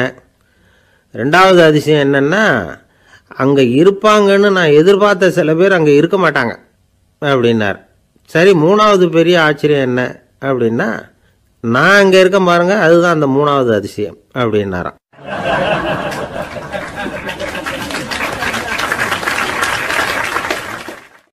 ஒரு மனுஷனை பார்த்து என்கிட்ட வாலாட்டாதே அப்படின்னு சொன்னால் அவன் நம்மக்கிட்ட ஏதோ வம்புக்கு வர்றான்னு அர்த்தம். ஒரு நாயை பார்த்து யாரும் என்கிட்ட வாலாட்டாதே அப்படின்னு சொல்கிறது இல்லை. ஏன்னா நாய் வாலாட்டுனா அது நம்மக்கிட்ட தன்னுடைய நன்றியை தெரிவிக்கிறதாக நினச்சிக்கிட்டு இருக்கிறோம். ஆனால் அது அப்படி இல்லை அப்படின்னு சொல்கிறாங்க அது சம்பந்தமான நிபுணர்கள். ஒரு நாய் தன்னுடைய வாலை இந்த பக்கமும் அந்த பக்கமுமா இப்படியும் அப்படியும் ஆட்டிக்கிட்டு இருந்தா அது பதட்டத்தில் கூட இருக்கலாம். நாய் நட்பாக இருந்தாலும் வாலாட்டும், ஆத்திரத்தில் இருந்தாலும் வாலாட்டும், கோபத்தில் இருந்தாலும் வாலாட்டும், குழப்பத்தில் இருந்தாலும் வாலாட்டும், மகிழ்ச்சியாக இருந்தால் கூட அது வாலாட்டும். அதை நாம் தப்பாக புரிஞ்சுக்கிட்டு அதுக்கிட்ட போய் மாட்டிக்கக்கூடாது. நாயை பற்றி எனக்கு நல்லா தெரியும் அப்படின்னு சொல்கிறவங்க கூட அதுக்கிட்ட கடி வாங்கிட்டு நிற்கிறது உண்டு. நிபுணர்கள் என்ன சொல்கிறாங்க தெரியுமா? எப்போவுமே நாய்கள் திடீர்னு கடிச்சு விடுறதில்ல, கடிக்கிறதுக்கு முன்னாடி சில அறிகுறிகளை காட்டும். அதை சரியாக புரிஞ்சுக்கிட்டோம்னா தப்பிச்சுக்கலாம். ஒரு வீட்டுக்கு போகிறீங்க, அங்கே புதுசாக ஒரு நாயை பார்க்குறீங்க, உடனே அதுக்கிட்ட போய் குனிஞ்சு சிரிச்சுக்கிட்டே அது தலையில் தட்டுறீங்க. இது ரொம்ப தப்பான். ஒரு நாய் இன்னொரு நாயை நேருக்கு நேர் பார்த்து பல்ல காட்டுனா அது தன்னுடைய தன்முனைப்பை காட்டுதுன்னு அர்த்தமா. உன்னை விட நான் பெரியவன் அப்படின்னு சொல்லுதுன்னு அர்த்தம். அதனால் நீங்கள் அது மாதிரி கிட்ட போய் சிரிக்கிறோம் அப்படின்னு நினச்சிக்கிட்டு பல்ல காட்டினா உங்களையும் எதிரியாக நினச்சிரும். இன்னொரு விஷயம் என்னென்னா, தலையில் தட்டுனா நாய்க்கு பிடிக்காது. அது தன்னை அடக்கிறதாகவும் அச்சுறுத்துறதாகவும் நினச்சிக்கிட்டு இருக்கும். சரி, அப்படின்னா புதுசாக ஒரு இடத்துல அல்லது வீட்டில் நாய்க்குட்டியை பார்த்தா என்ன பண்ணுறது? நீங்கள் சும்மா இருங்க, அதுவாக கிட்ட வரட்டும். அதுக்கப்புறம் அதுக்கிட்ட கனிவாக பேசுங்க. கன்னம், மார்பு, தோல் இங்கெல்லாம் தட்டலாம், தப்பு இல்லையா? தலையில் தான் தட்டப்படாதான்.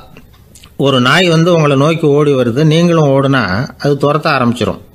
அசையாமல் சில மாதிரி நின்றுடுங்க, அது கிட்ட வராது. அதுக்கு ஆர்வம் இல்லாமல் போயிடும். ஒரு தெருவில் சின்ன பிள்ளைங்க நிறைய பேர் விளையாடிக்கிட்டு இருக்கிறாங்க. அப்போ சில நாய்கள் அங்கே ஓடி வருது. எல்லாரும் ஓடினாங்க. அப்படி ஓடுறப்போ ஒரு பையன் கால் தடிக்க கீழே விழுந்துட்டான். என்னாச்சு தெரியுமா? துரத்திக்கிட்டு வந்த நாய்கள்லாம் கீழே விழுந்தவன ஒன்றும் செய்யலை, அவன்கிட்டே போகல. ஓடிக்கிட்டு இருந்தாங்கல்ல பசங்க, அவங்கள துரத்திக்கிட்டு அவங்க பின்னாடி ஓடிச்சான். அதுதான் நாய்களுடைய சுபாவம். ஒரு நாய் நம்மளை நேருக்கு நேர் முறைச்சி பார்க்குதுன்னு வச்சுங்க, நாமளும் அதை முறைச்சி பார்க்கக்கூடாது. நாம் வேறு பக்கம் எங்கேயாவது பார்க்க ஆரம்பிச்சிடணும். ஒரு நாய் வந்து கோபமாக இருந்ததுன்னா அதோட வால் வந்து உறுதியாக நேராக நிற்கும். ஒரு நாய் பணிந்து போனால் அல்லது பயந்து போனால் அது தன்னோட வாலை காலுக்கு நடுவில் வச்சுக்கும். ஒரு நாய் நம்மளை பார்த்து பயந்து நிற்கிதுன்னு வச்சுங்க, அதனால் நமக்கு ஆபத்து இல்லைன்னு நினச்சிடக்கூடாது. உங்களை பார்த்துட்டு ஒரு நாய் ஒடுங்குச்சுன்னா நீங்கள் விலகி போயிடணும் அப்படின்னு அது நினைக்கிது. நிறைய பேர் பயந்து போன நாயால் கடிபடுறாங்க. இவன் நம்மளை விட பெரிய ஆள், மாட்டிக்கிட்டோம், வேறு வழி இல்லை அப்படிங்கிற நினப்பில் தான் நாய் வந்து கடிக்க ஆரம்பிக்குதான். இதே மாதிரி சங்கிலியால் கட்டி போடப்பட்டிருக்கிற நாயும் ஆபத்தானது தான். தொடர்ந்து கட்டி போட்டிருந்தா காலப்போக்கில் அது ஒரு மாதிரி ஆகிடும். நாய் வந்து குழந்தைகளை கடிக்காது அப்படின்னு சில பேர் சொல்லுவாங்க. அதுவும் ஒரு தவறான நம்பிக்கை. அதனால் சின்ன குழந்தைகளை தனியாக நாயோட விளையாட விடக்கூடாது. ஆகக்கூடி நாயை பற்றி நிறைய விஷயம் புரிஞ்சுக்க வேண்டியிருக்குது. ஒருத்தர் தன்னுடைய நண்பர் வீட்டுக்கு போயிருந்தார். அவசியம் எங்கள் வீட்டில் சாப்பிட்டுட்டு தான் போகணும் அப்படின்னு ரொம்ப அன்பாக சொல்லிவிட்டார். அதை மீற முடியல இவரால். சரின்னு உட்காந்துட்டார். சாப்பாடு போட்டாங்க, சாப்பிட ஆரம்பித்தார். அவங்க வீட்டில் கட்டி போட்டிருந்த நாய்க்குட்டி இவர் சாப்பிட்றத முறைச்சி பார்த்துது. ஏன் இப்படி என்ன அது முறைச்சி பார்க்குது உங்கள் வீட்டு நாய்க்குட்டி அப்படின்னு அவர் கேட்டார். அப்போ அவங்க சொன்னாங்களாம், அதுக்கிட்ட ஒரு கெட்ட பழக்கங்க, தன்னோட தட்டில் யார் சாப்பிட்டாலும் அது அப்படி தான் முறைச்சி பார்க்கும் அப்படின்னாரா அவர்.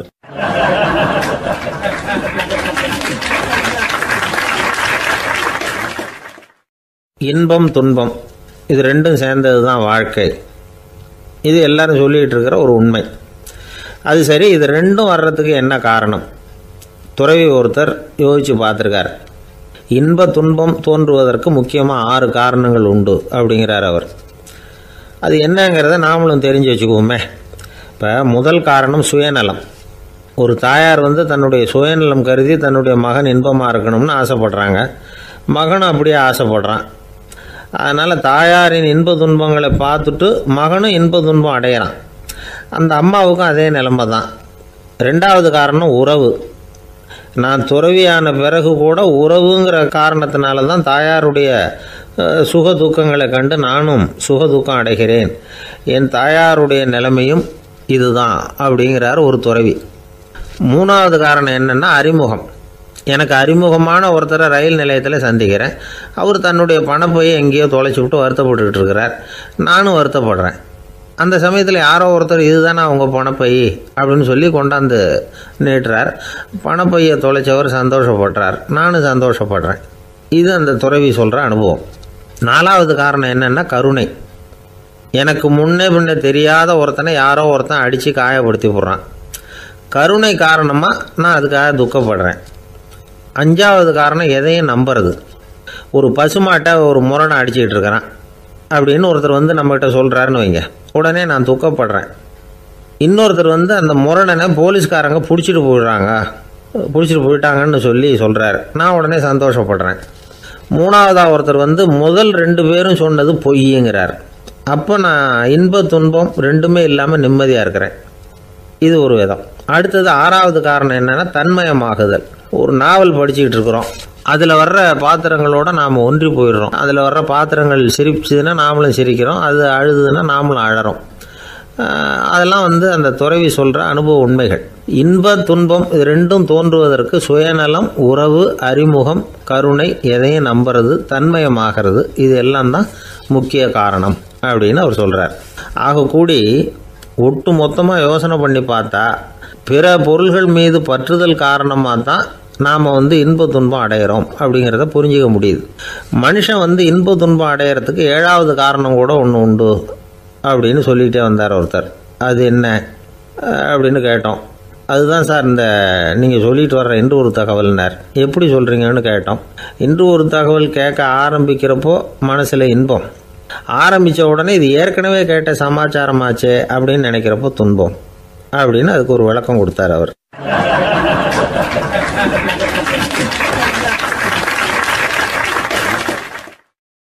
இன்றைக்கு பல பேர் உயில் எழுதி வைக்கிறாங்கல்ல. இந்த உயில்னா என்ன? அதாவது ஒரு நபர் தனக்கு பின்னாடி தன்னுடைய சொத்துக்கள் யாருக்கு போய் சேரணும்னு நினைக்கிறாரோ அந்த நினைப்பை சட்டப்படி உறுதிப்படுத்துறது தான் உயில். சரி, உயிலை யார் எழுதலாம்? 18 வயசு பூர்த்தியான யாரும் உயில் மூலமாக சொத்துக்களை விநியோகிக்கலாம். கண் பார்வை இல்லாதவங்க, காது கேளாதவங்க, வாய் பேச முடியாதவங்க, இவங்கெல்லாம் கூட உயில் எழுதி வைக்கலாம். புத்தி சுவாதீனம் இல்லாதவங்க கூட சில சமயம் புத்தி தெளிவாக இருந்தால் உயில் எழுதலாமா. குடிபோதையில் இருக்கிறவங்க, தாங்கள் என்ன செய்கிறோங்கிறது தெளிவாக அறிய முடியாதவங்க, நோய் நொடியில் இருக்கிறவங்க, இவங்கெல்லாம் உயில் எழுத முடியாது. ஒருத்தரை நிர்பந்தப்படுத்தி ஏமாற்றி அல்லது சுய நினைவில்லாத ஒருத்தர்கிட்ட எழுதி வாங்கி வைக்கிற உயில் செல்லாது. உயிலை இந்த முறையில் தான், இந்த படிவத்தில் தான் எழுதணும்னு சட்டத்தில் விதி எதுவும் கிடையாது.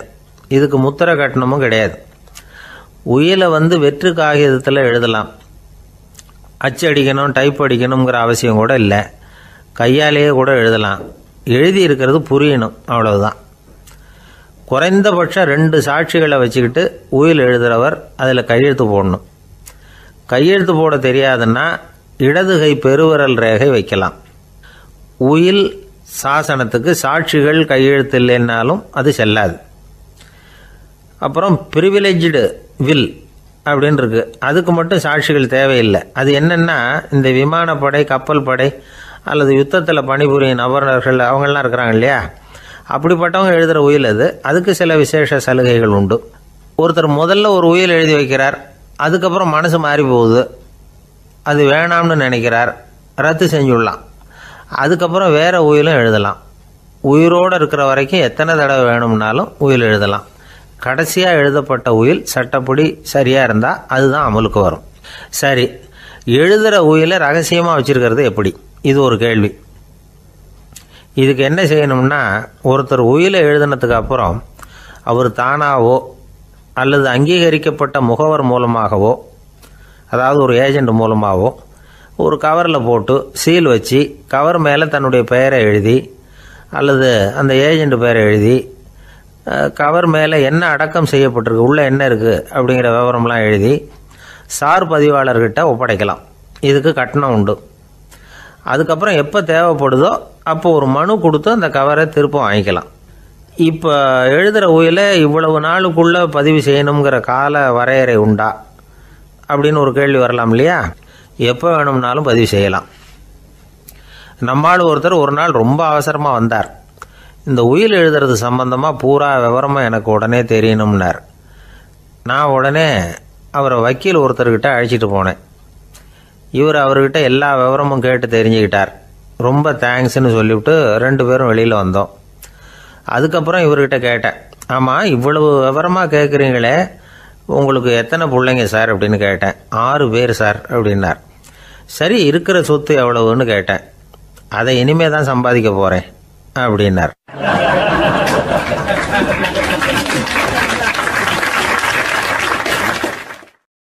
வயிறு பசிக்குதேங்கிறது சிலரோட கவலை, வயிறு பசிக்க மாட்டேங்குதே அப்படிங்கிறது சில பேரோட கவலை. 2 விதமான கவலைக்கும் வயிறு தான் காரணமாக இருக்குது. வயிறு பசிச்சதுன்னா அது இயற்கை, வயிறு பசிக்கலைன்னா அது வியாதி.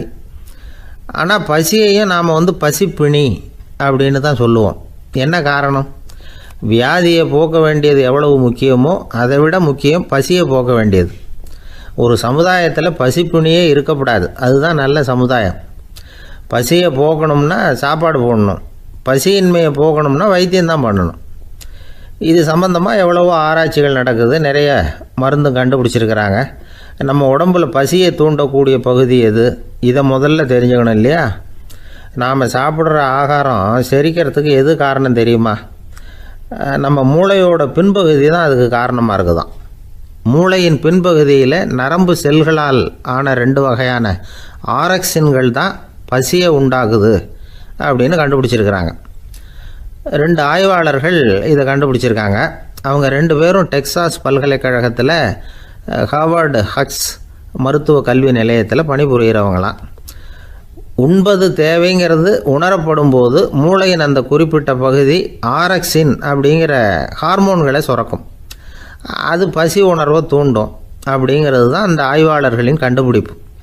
இந்த ஆரக்சின் வேறு சில உயிரினங்கள்லேயும் உண்டு. இப்போ எலிகளில் கூட இது இருக்குது.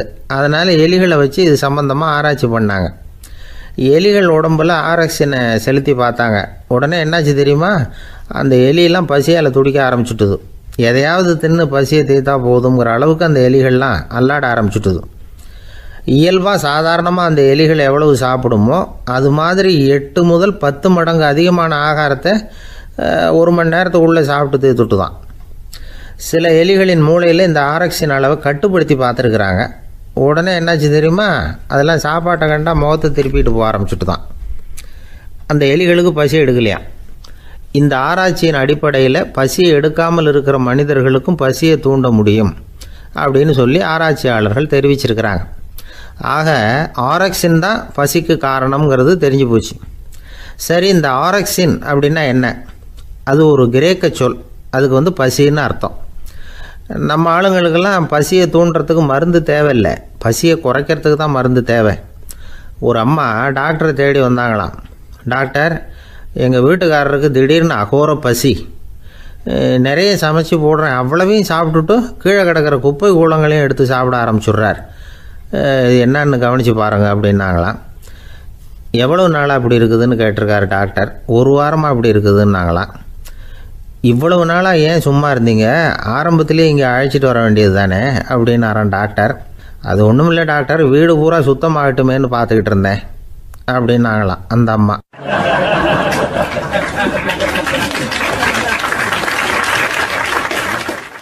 ஒரு ஊரில் ஒரு மன்னர் இருந்தார். அழகான அரண்மனையில் அவர் இருந்தார். அந்த அரண்மனையை விட அழகாக ஒரு மாளிகையை அந்த ஊர்லேயே வேற ஒருத்தன் கட்டியிருந்தான். அப்படி கட்டி முடித்ததில் அவனுக்கு ரொம்ப பெருமை. எத்தனையோ செல்வந்தர்கள்லாம் வந்து பார்த்துட்டு, இந்த மாளிகையை விலைக்கு கொடுத்துட்றியா, எவ்வளவு விலை சொன்னாலும் சரி நாங்கள் வாங்கிக்கிறதுக்கு தயாராக இருக்கோம் அப்படின்னு சொல்லி கேட்டு பார்த்துட்டாங்க. நான் இதை விற்கிறதுக்கு தயாராக இல்லை அப்படின்னு சொல்லிவிட்டான். அவ்வளவு சிறப்பாக கலை அம்சத்தோடு அதை கட்டி முடிச்சிருக்கிறான். அதுவே ஒரு பெரிய அரண்மனை மாதிரி இருந்ததுன்னா பார்த்துங்களேன். சுற்றிலும் அழகான பூந்தோட்டம். ஒரு நாள் அவன் எங்கேயோ வெளியூர் போயிட்டு திரும்பி வந்துக்கிட்டு இருக்கிறான். அப்போது அந்த மாளிகை தீப்பெட்டி எரிஞ்சிக்கிட்டு இருக்கு. பதறி போட்டான். விலைக்கு கேட்டவங்க யாராவது இதை செஞ்சுருக்கணும், இல்லைன்னா மன்னரே செய்த சதியை என்னவோ, இப்படிலாம் அவனுக்கு சந்தேகம். ஒரு மூலையில் உட்காந்து அழ ஆரம்பிச்சிட்டான். அந்த சமயத்தில் அவனுடைய மகன் அங்கே ஓடி வந்தான். அப்பா அழாதீங்க, இதை நான் நேற்று ராத்திரியே நம்ம ஊர் மன்னருக்கு விற்றுட்டேன். இதை கட்டி முடிக்க நமக்கு எவ்வளவு செலவாச்சோ அதை போல் 3 மடங்கு விலைக்கு விற்றுட்டேன், கவலைப்படாதீங்க, இதை விட அழகான மாளிகையை நாம் புதுசாக கட்டிக்கலாம்னா. இதை கேட்டதும் அழுதுகிட்டு இருந்தவன் அழுகையை நிறுத்தினான், சிரிக்க ஆரம்பிச்சிட்டான். இதே இடத்த நான் மன்னர்கிட்ட இருந்து விலைக்கு வாங்குவேன், இதை விட அழகான மாளிகையை கட்டுவேன் அப்படின்னு சுற்றி நின்று எல்லார்கிட்டையும் சொல்லிக்கிட்டு இருந்தான். இந்த சமயத்தில் அவனோட இளைய மகன் ஓடி வந்தான். அப்பா, அண்ணன் சொன்னதெல்லாம் சரிதான், மன்னர்கிட்ட விலை பேசினதெல்லாம் உண்மைதான், ஆனால் விற்றது பேச்சு அளவில் தான். இனிமே தான் பத்திரம் வாங்கணும், எழுதணும், நீங்கள் கையெழுத்து போடணும், பதிவு பண்ணணும், மன்னர்கிட்ட பணம் வாங்கணும், அதுக்காகத்தான் உங்களை எதிர்பார்த்துக்கிட்டு இருந்தோம், அதுக்குள்ளே இப்படி ஆயிட்டுதுன்னா. இப்போ சிரிச்சுக்கிட்டு இருந்தவன் சிரிப்பை நிறுத்தினான். மறுபடியும் குழந்தை மாதிரி அழ ஆரம்பிச்சுட்டான். இது ஒரு சம்பவம். இதிலிருந்து என்ன தெரியுது? அந்த அழகான மாளிகை தன்னுடையது அப்படின்னு நினைக்கும் பொழுது அவனுக்கு அழுகை வந்தது. அது தன்னுடையது இல்லை அப்படின்னு நினைக்கிற போது சிரிப்பு வந்தது. மறுபடியும் அது தன்னுடையது தான் அப்படிங்கிற உணர்வு வரும்பொழுது அழுகை. எது எதிலிருந்து நீ நீங்கி இருக்கிறாயோ அது அதிலிருந்து உனக்கு துன்பம் இல்லை அப்படிங்கிறார் திருவள்ளுவர்.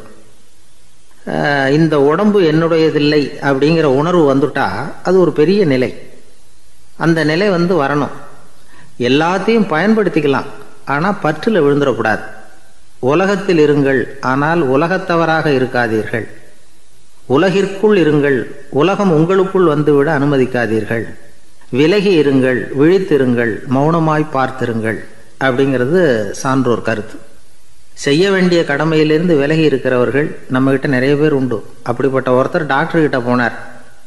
டாக்டர், நான் ஒரு கவர்மெண்ட் ஆஃபீஸில் வேலை பார்க்குறேன், எனக்கு ஒரே அசதியாக இருக்குது, என்னை சோதிச்சு பாருங்கள், ஆலோசனை சொல்லுங்கள் ஏதாவதுன்னார். டாக்டர் அவரை பரிசோதனை பண்ணி பார்த்துட்டு சொன்னார், இதோ பாரு, உனக்கு இப்போ தேவைப்படுறது முழு ஓய்வு. நீ எவ்வளவு சீக்கிரமாக ஆஃபீஸுக்கு போறியோ அவ்வளவுக்கு உனக்கு நல்லது அப்படின்னாராம்.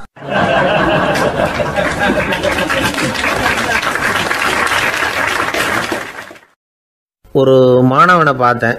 என்ன தம்பி படிப்புலாம் எப்படி இருக்குது அப்படின்னு விசாரித்தேன். அவன் ரொம்ப அழுத்துக்கிட்டான். நான் நல்லா தான் சார் படிக்கிறேன், இருந்தாலும் புத்தியில் சரியாக ஏற மாட்டேங்குது சார் அப்படின்னா. சரி, இவனும் நம்ம ரகம்தான் அப்படின்னு சொல்லி முடிவு பண்ணிக்கிட்டோம். கல்வி கற்கக்கூடிய ஒரு மாணவன் சம்பந்தப்படுற புத்திகள் பல வகை. அதை பற்றி ஒரு பெரியவர் விளக்கி இருக்கிறார். மிருத்து புத்தின்னு ஒன்று இருக்குதான். மிருத்துன்னா மண்ணால் செவுறு கட்டுறோம்ல, மண் சுவரில் ஆணி அடிக்கிறதும் சுலபம், அதை பிடுங்கி எடுக்கிறதும் சுலபம். அது மாதிரி சில பேர் குரு சொல்லி கொடுக்குறத சுலபமாக கேட்டு தெரிஞ்சு வச்சுக்குவாங்க, கொஞ்ச நேரத்தில் சுலபமாக மறந்தும் போயிடுவாங்க. இது மிருத்து புத்தின்னு பேர், மண் புத்தி. தாரு புத்தின்னு ஒன்று உண்டான். தாருன்னா மரம். அதில் பச்சை மரத்தில் ஆணி அடிக்கிறது சுலபம், ஆனால் அதை எடுக்கிறது கஷ்டம். அது மாதிரி ஆசிரியர்கிட்டேருந்து கேட்டதை கவனமாக மனசில் பதிய வச்சுக்கிட்டு அதை மறக்காமல் இருக்கிறது தாரு புத்தி. பட்டை மரமாக இருந்தால் அதில் ஆணி அடிக்கிறதும் கஷ்டம், அடிக்கிற ஆணியும் சீக்கிரம் நழுவிடும். அது மாதிரி கேட்குற விஷயம் மனசில் பதியறதும் கஷ்டம். அப்படியே பதிஞ்சாலும் அது நீடிச்சு இருக்கிறதும் கஷ்டம், கொஞ்ச காலத்தில் மறந்துடும். இன்னொரு வகை புத்தி ஒன்று உண்டு, அதுக்கு பேர் சிலா புத்தின்னு பேர். சிலான்னா கல். ஒரு கருங்கல்லில் 4 துளையை போட்டு ஒரு துளையில் உளிய வச்சு அடித்தா மற்ற துளை வழியாகவும் பிளந்து கல் 2 ஆகிடும். அது மாதிரி சந்தியான இடங்களில் குறிப்பாக ஒரு பொருளை சொன்னால் அதை வச்சுக்கிட்டு மற்றதையும் தெரிஞ்சுக்கிறது, அது சிலா புத்தின்னு பேர். வேணு புத்தின்னா என்ன தெரியுமா? வேணுன்னா மூங்கில் கணுவில் ஒரு பக்கம் உளிய வச்சு அடித்தா 2 பக்கமும் பிளந்துடும். அது மாதிரி ஒரு செய்தியை கேட்டுக்கிட்டு இருக்கிறப்பவே அதோட முன்பின் தொடர்களையும் தெரிஞ்சுக்கணும், அது வேணு புத்தி. தைல புத்தின்னு ஒன்று உண்டு. தைலம்ங்கிறது எண்ணெய். தண்ணியில் ஒரு துளி எண்ணெயை விட்டால் அது தண்ணி பூரா பரவி போடுதில்ல, அது இப்படி பரவுறது மாதிரி ஆசிரியர் சுருக்கமாக ஒரு கருத்தை சொன்னால் அதை வச்சுக்கிட்டு பூரா விஷயங்களையும் தெரிஞ்சுக்கணும், அது தைல புத்தி. கற்பூர புத்தின்னு ஒன்று கேள்விப்பட்டிருக்கோம். அது எப்படின்னா, கற்பூரம் தீ பட்ட உடனே பிடிச்சிக்கும். ஆசிரியர் சொன்ன உடனே நுண்ணறிவோட பாடங்களை புரிஞ்சுக்கிறது இந்த வகை புத்தி. கரி புத்தின்னு ஒன்று. அது எப்படின்னா, கரியில் நெருப்பை வச்சு விசிறிய பிறகு அதுக்கப்புறம் அது கறி நெருப்பாகும். அது மாதிரி காலம்பரை சாயந்தர வேலைகளில் ஆசிரியர் பாடம் சொல்லி கொடுப்பார், அதை கொண்டு புரிஞ்சுக்கிறது இந்த வகை. கதலித்தண்டு புத்தின்னு ஒன்று சொல்லுவாங்க. கதலிங்கிறது வாழை மரம். வாழைத்தண்டில் தீ வைக்கிறது எவ்வளவு சிரமமோ அவ்வளவு சிரமத்தோடு கல்வி கற்கிறது கதலித்தண்டு புத்தி. இதை தவிர இன்னும் சில வகையான மாணவர்களை கூட அடையாளம் காட்டுறாங்க. ஆசிரியர் சொன்னதில் நல்லதை மட்டும் எடுத்துக்கிறவன் அன்னம்.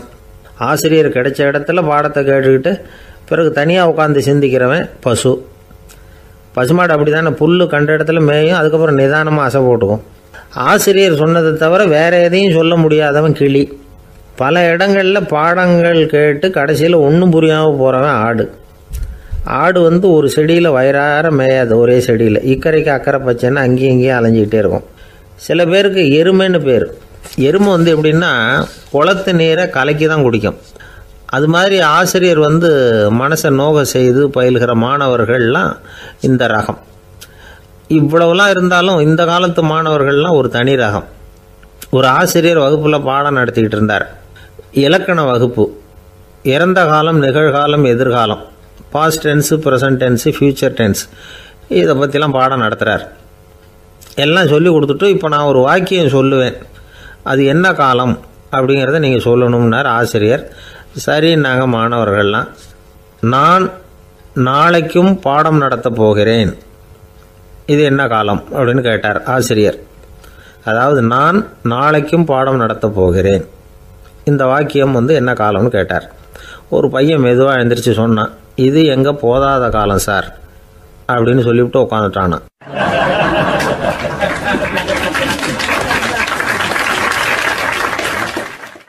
ஒரு ஊரில் ஒரு ஆள் இருந்தான். கற்பனையிலேயே காலத்தை கடத்திக்கிட்டு இருந்தான். ஒரு நாள் ஒரு மரத்தடியில் உட்காந்துருந்தான். அவனுக்கு பசிக்கிற மாதிரி தெரிஞ்சுது. உடனே கற்பனையிலேயே சாப்பிட ஆரம்பிச்சிட்டான். அதாவது எதிரில் இலை போட்டு சாப்பாடு போடப்பட்டிருக்கிறதாகவும் அதை இவன் சாப்பிட்றதாகவும் நினச்சிக்கிட்டு கையை மட்டும் வாய்க்கும் தரைக்குமா அப்படியும் இப்படியும் கொண்டுகிட்டு போய் பாவனை பண்ணிகிட்டே இருக்கிறான். தூரத்தில் இருந்து பார்க்குறவங்களுக்கு இவன் ஏதோ பலமான விருந்து சாப்பிட்டுக்கிட்டு இருக்கிறான் அப்படின்னு தான் தோணும். அது மாதிரியே பண்ணிக்கிட்டு இருந்தான். அந்த வழியாக ஒரு சன்னியாசி வந்துக்கிட்டு இருந்தார். இவனை பார்த்தார். என்ன இவன் இப்படி பண்ணிகிட்டு இருக்கிறானே அப்படின்னு நினச்சாரு. கொஞ்ச நேரம் அவனையே உத்து பார்த்துக்கிட்டு இருந்தார். இவரை பார்த்ததும் அவன் இன்னமும் சுவாரஸ்யமாக சாப்பிட ஆரம்பிச்சுட்டான். அப்பப்பா, என்ன இது, இந்த குழம்பு இவ்வளவு காரமாக இருக்குது, என்னுடைய நாக்கே எரிஞ்சு போடும் போல இருக்க அப்படின்னு சொல்லிக்கிட்டு பக்கத்தில் ஒரு குவளையை எடுத்து தண்ணி குடிக்கிறது மாதிரி பாவனை பண்ணுறான். அப்பாடா, இப்போ கொஞ்சம் பரவாயில்ல அப்படின்னு சொல்லிக்கிட்டு குவளையை கீழே வைக்கிறது மாதிரி ஒரு பாவனை பண்ணுறான். சன்னியாசி பார்த்தார். என்னப்பா, சாப்பாட்டில் காரம் அதிகமோ அப்படின்னார். ஆமாம் சுவாமி, ஞாபகம் மறதியில் கொஞ்சம் மிளகாய் அதிகமாக சேர்த்துக்கிட்டேன் அப்படின்னா. சரி சாப்பிடு அப்படின்னு சொல்லிட்டார்.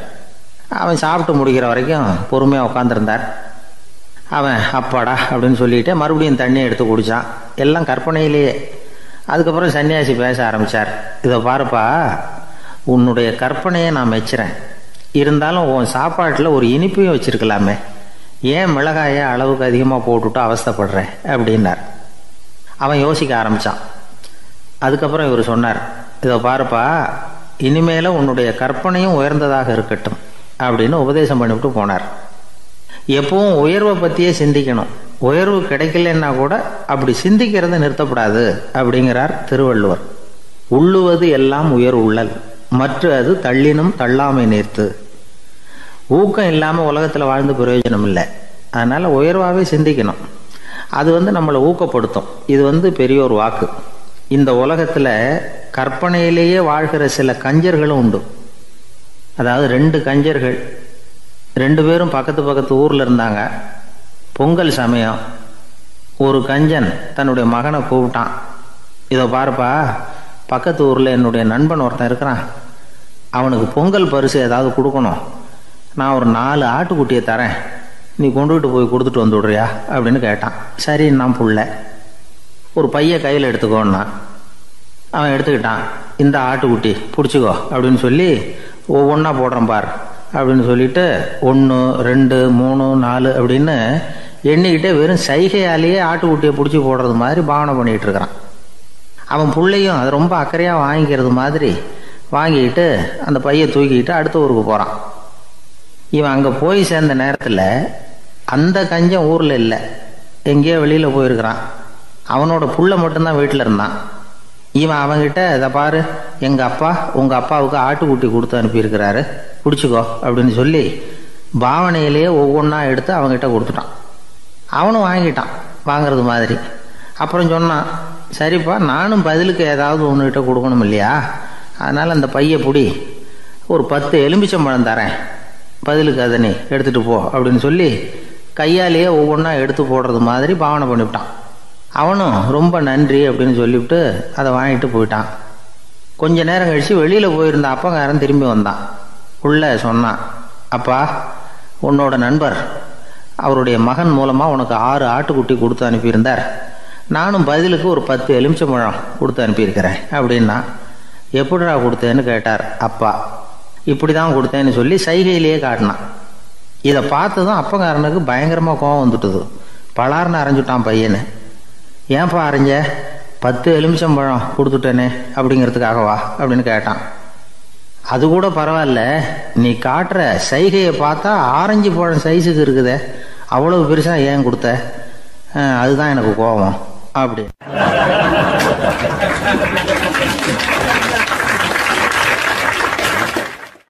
ஒருத்தர் ஓடி வந்தார். இன்னொருத்தரை பார்த்து, சார், உங்கள் சைக்கிளை ஒரு நாள் இரவல் கொடுங்களேன், பக்கத்து ஊருக்கு போயிட்டு வர வேண்டியிருக்கு அப்படின்னார்.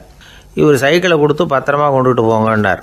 சார், இதை பத்திரமா கொண்டு போகிறேன், கவலையே வேணாம், ஏன்னா இது உங்களோட சைக்கிள் அப்படின்னு நான் நினைக்கல, என்னோட சைக்கிளாக நினைக்கிறேன் அப்படின்னார். அதுக்கப்புறம் தான் இவருக்கு உண்மையாகவே பயம் வந்துட்டுது. ஏன்னா அவர் சொன்னது மாதிரி அதை தன்னோட சைக்கிளாகவே நினச்சி தள்ளிட்டு போட்டால் என்ன பண்ணுறது? எதை நம்முடையதாக நினைக்கணுங்கிறதுக்கு ஒரு வரையறை இருக்குது. சில பேர் ஆஃபீஸையே வீடாக நினச்சி விடுறது உண்டு. அப்படிப்பட்டவங்க கூட வீட்டை ஆஃபீஸாக நினைக்கிறது இல்லை. ஏன்னா வீட்டில் இவர் ஆஃபீஸராக நடந்துக்க முடியறதில்ல. இதெல்லாம் ஒரு பக்கம் இருக்கட்டும். இப்போ விஷயத்துக்கு வருவோம். பொறியியல் மேதை டாக்டர் விஸ்வேஸ்வரய்யா இருந்தார் இல்லையா, பாரத ரத்னா விருதெல்லாம் கொடுத்தாங்களே. ஆஃபீஸ் வேலை வேறு, சொந்த வேலை வேறு அப்படிங்கிறதுக்கு ஒரு உதாரணமாக இருந்தவர் அவர். மைசூர் மகாராஜா கிட்ட திவானாக இருந்தார். அவர் ஒரு நாள் அரசாங்க வேலை காரணமாக வெளியூர் போயிருந்தார். ஹாசன்கிற ஊருக்கு பக்கத்தில் ஒரு பயண மாளிகை, அங்கே தங்கிவிட்டார். ராத்திரி அங்கே தங்கி இருந்துட்டு விடிஞ்சதும் ஊருக்கு திரும்புறதாக திட்டம். ராத்திரி தூங்கிறதுக்கு ரொம்ப நேரம் ஆகிட்டுது. ரொம்ப நேரம் வரைக்கும் அரசாங்க சம்பந்தப்பட்ட வேலைகளையே பார்த்துக்கிட்டு இருக்கிறார். அரசாங்க ஃபைல்கள் நிறைய இருந்தது. அதையெல்லாம் ஒவ்வொன்றா எடுத்தார், படித்து பார்த்தார், பரிசீலனை பண்ணார். அதில் எழுத வேண்டியதை எழுதினார், கையெழுத்து போட்டார். ஒரு வழியாக அந்த வேலையெல்லாம் முடிஞ்சுது. அதுக்கப்புறம் என்ன பண்ணார்னா, தன்னுடைய சூட்கேஸை திறந்தார். அதிலேருந்து 2 மெழுகுவத்தியை எடுத்து கொளுத்தி வச்சார். அந்த பயண மாளிகையில் அது வரைக்கும் எரிஞ்சிக்கிட்டு இருந்த மின்சார விளக்குகளை அணைச்சிட்டார்.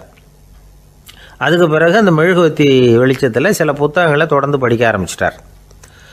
அந்த பயண மாளிகையில் பணியாளராக இருந்தவர் இதை பார்த்துட்டு ஓடி வந்தார்.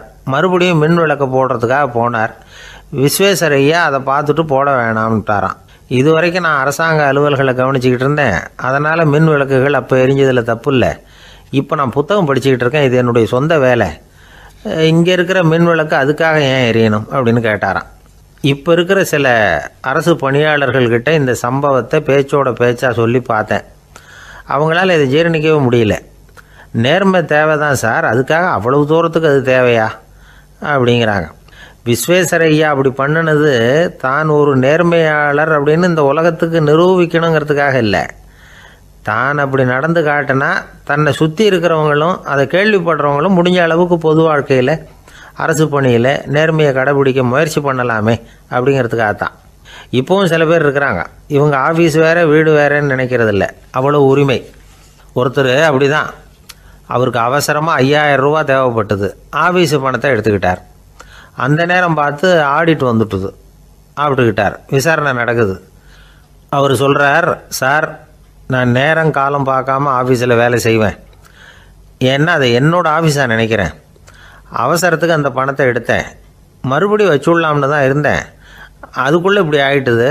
நீங்கள் என்ன நினச்சாலும் சரி, நான் ஆஃபீஸ் வேறு வீடு வேறு அப்படின்னு நினைக்கிறதில்ல, அது என்னோடய சுபாவம் அப்படின்னார். விசாரணை பண்ணவர் தீர்ப்பு வழங்கினார். உங்கள் சுபாவத்துக்கு மதிப்பு கொடுத்து நானும் தீர்ப்பு வழங்குறேன். நீங்கள் கொஞ்ச நாள் ஜெயிலில் இருந்துட்டு வாங்க, அது உங்களுக்கு கஷ்டமாக இருக்காதுன்னு நினைக்கிறேன். ஏன்னா அங்கே போனாலும் நீங்கள் உங்கள் சுபாவப்படி வீடு வேற ஜெயில் வேறன்னு நினைக்க மாட்டீங்க அப்படின்னாராம்.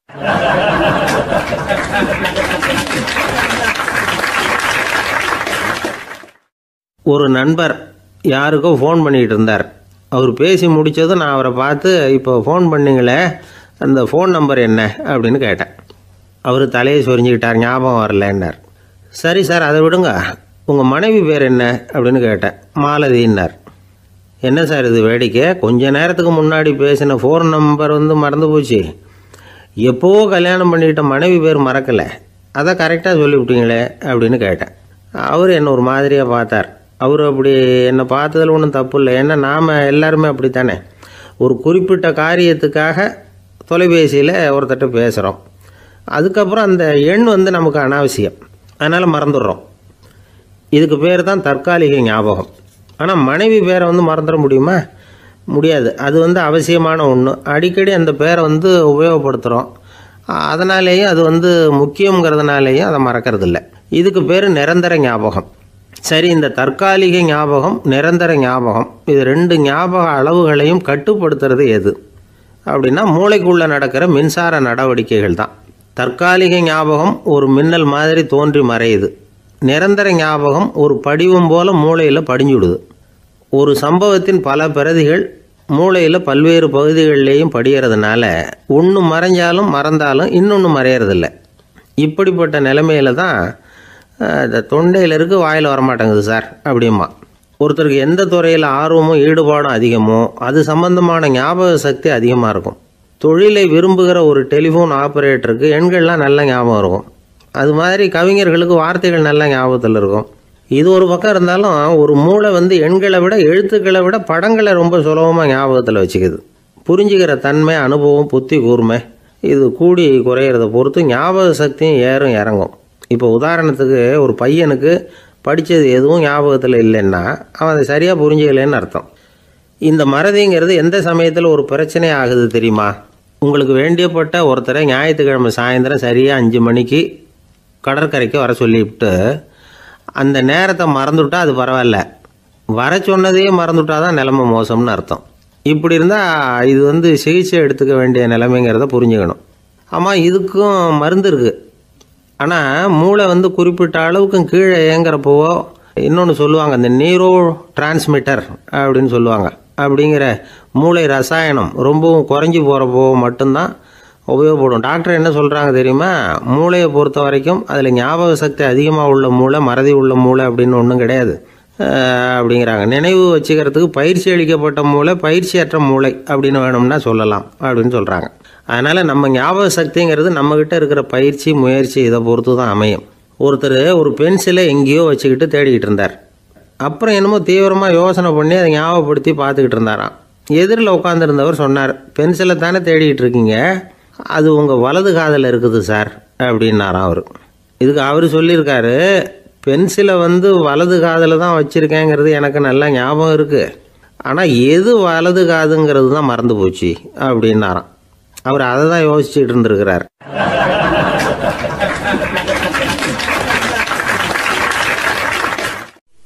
ஒரு நாள் ஒரு நண்பரை சந்தித்தேன். உங்கள் வீடு எதுன்னு உங்களுக்கு தெரியுமா சார்ன்னு. அவர் என்னை ஒரு மாதிரியாக பார்த்தார். அப்புறம் சொன்னார், தெரியும் அப்படின்னாரு. சரி, உங்கள் தொலைபேசி எண் உங்களுக்கு தெரியுமான்னு. அதுவும் தெரியும்னார். உங்கள் மனைவி மக்கள் யார் யாருன்னு உங்களுக்கு தெரியுமான்னு கேட்டேன். என்னை ஒரு மாதிரியாக பார்த்தார். அப்புறம் சொன்னார், அதுவும் தெரியும் சார் அப்படின்னார். சரி, நீங்கள் யாருன்னு உங்களுக்கு தெரியுமான்னு கேட்டேன். இப்போ தான் அவர் முழிக்க ஆரம்பித்தார். அவர் மட்டும் அப்படி இல்லை, நாம் எல்லாருமே அப்படி தான். எதிரில் நிற்கிறது யாருங்கிறது தெரியும், நாம் யாருன்னு நமக்கு தெரியாது. உண்மையிலேயே நாம் யார்? இந்த கேள்விக்கான பதிலை தான் வாழ்க்கை பூரா நாம் தேடிட்டு இருக்கிறோம். புத்தர் என்ன சொல்கிறார் தெரியுமா? நீங்கள் கடவுளை பற்றி கவலைப்பட தேவையில்லை, உங்களை பற்றின கவலை உங்களுக்கு இருந்தால் போதும் அப்படிங்கிறார். நான் யார், எனக்கு ஏன் இந்த கவலை அப்படின்னு உங்களை நீங்களே கேட்டுக்குங்க அப்படிங்கிறார். நாம் ஏன் கடவுளை படைத்தோம்? அது ஒரு நழுவல் முயற்சியாம். அதாவது தன்னிடமிருந்து தானே தப்பிக்கிற ஒரு முயற்சியாம். இப்படி தான் அதை சொல்கிறாங்க அறிஞர்கள்லாம். மக்கள் பொய்யான பிரச்சனைகளில் ஆர்வமாக இருக்கிறாங்க, அதுக்கு தீர்வு காணவும் முயற்சி பண்ணுறாங்க. கடவுளை பற்றி விவாதிக்க எல்லாருக்கும் விருப்பம், தன்னுடைய சுயம் பற்றிய பிரஜையே இருக்கிறதில்ல. ஆகக்கூடிய விஷயம் என்னன்னா, கடவுள் சமாளிப்புக்கு பயன்படுத்தப்படுகிறார். மனவியல் என்ன சொல்லுது தெரியுமா? கடவுள், சொர்க்கம், மறுபிறவி இதை பற்றிலாம் பேச ஆரம்பிக்கிறவங்க யார் தெரியுமா?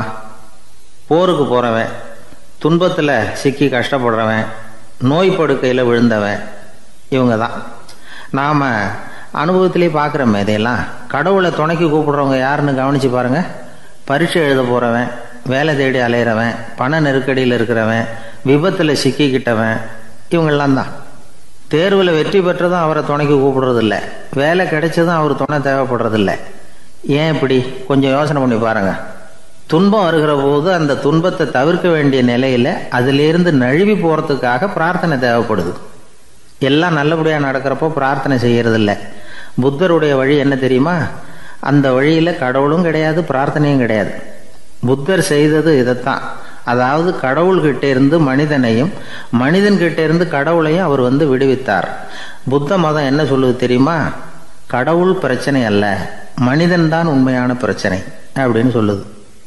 உங்களை நீங்கள் நல்லா தெரிஞ்சுக்கிட்டா போதும், நீங்களே கடவுள் ஆயிடுவீங்க அப்படிங்கிறது தான் புத்த மதம். அதனால் நமக்கு தேவை உள்முக பயணம். நான் யார் அப்படிங்கிற கேள்வியோட உள்ளே போகணும். அங்கே போனால் தான் தெரியும் நான் அப்படின்னு அங்கே யாருமே இல்லைங்கிறது. இதெல்லாம் புத்தர் சொல்லுகிற ஒரு தத்துவம். தத்துவம்னு சொன்னாவே நமக்கெல்லாம் அதை புரிஞ்சுக்கிறது கஷ்டம்தான். நம்ம பொறுத்த வரைக்கும் தத்துவங்கிறதுல 2 வகை உண்டு. ஒன்று தத்துவம், இன்னொன்று மகா தத்துவம். தத்துவம்னா என்ன தெரியுமா? கேட்குறவங்களுக்கு புரியக்கூடாது, அதுதான் தத்துவம். மகா தத்துவம் என்னன்னா சொல்கிறவங்களுக்கும் புரியக்கூடாது. அந்த வகையில் பார்த்தா இன்று ஒரு தகவலும் ஒரு மகா தத்துவம் தான்.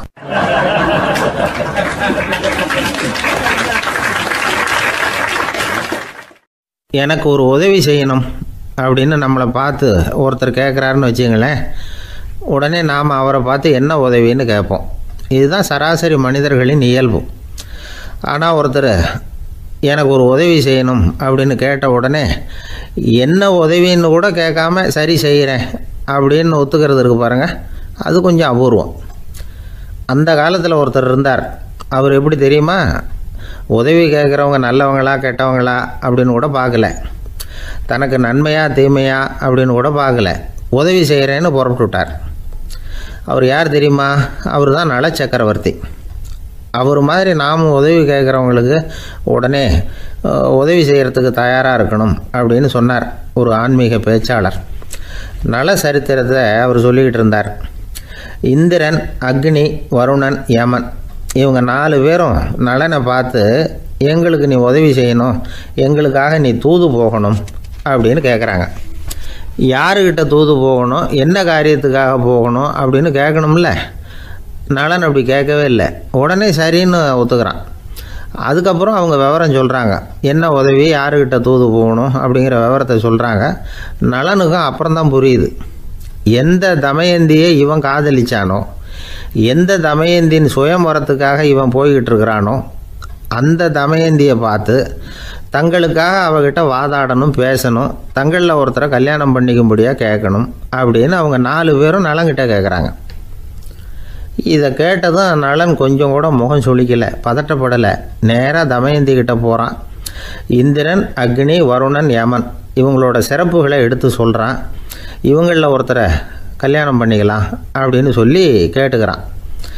ஆனால் இதுக்கு தமயந்தி சம்மதிக்கலை. சுயம்வரம் நடக்குது, அவள் நலனை தேர்ந்தெடுக்கிறாள். அந்த 4 பேரும் நலனுக்கு நிறைய வரங்கள்லாம் கொடுக்குறாங்க. அதுக்கப்புறம் இப்படி போகுது கதை. இதில் நாம் கவனிக்க வேண்டியது என்னென்னா, உதவின்னு கேட்ட உடனே என்ன உதவின்னு கேட்காம சரி செய்கிறேன்னு சொன்னான் பாருங்கள், அதை கொஞ்சம் சிந்திக்கணும். செய்கிறேன்னு ஒத்துக்கிட்டதுக்கு அப்புறம் அது என்ன உதவின்னு தெரிஞ்சும் முகம் சுளிக்காமல் அதை செஞ்சான் பாருங்கள், அதையும் கொஞ்சம் சிந்திக்கணும். நம்மளும் ஒரு நண்பனை தேடி போனால் எனக்கு ஒரு உதவின்னா சரி சொல்லுன்னா, இப்போ உங்ககிட்ட 2 கார் இருந்தால் என்ன பண்ணுவேன்னா உடனே அதில் ஒன்று உங்ககிட்ட கொடுத்துருவேன்னா, அவன் உங்ககிட்ட 2 பங்களா இருந்தால் என்ன பண்ணுவேன்?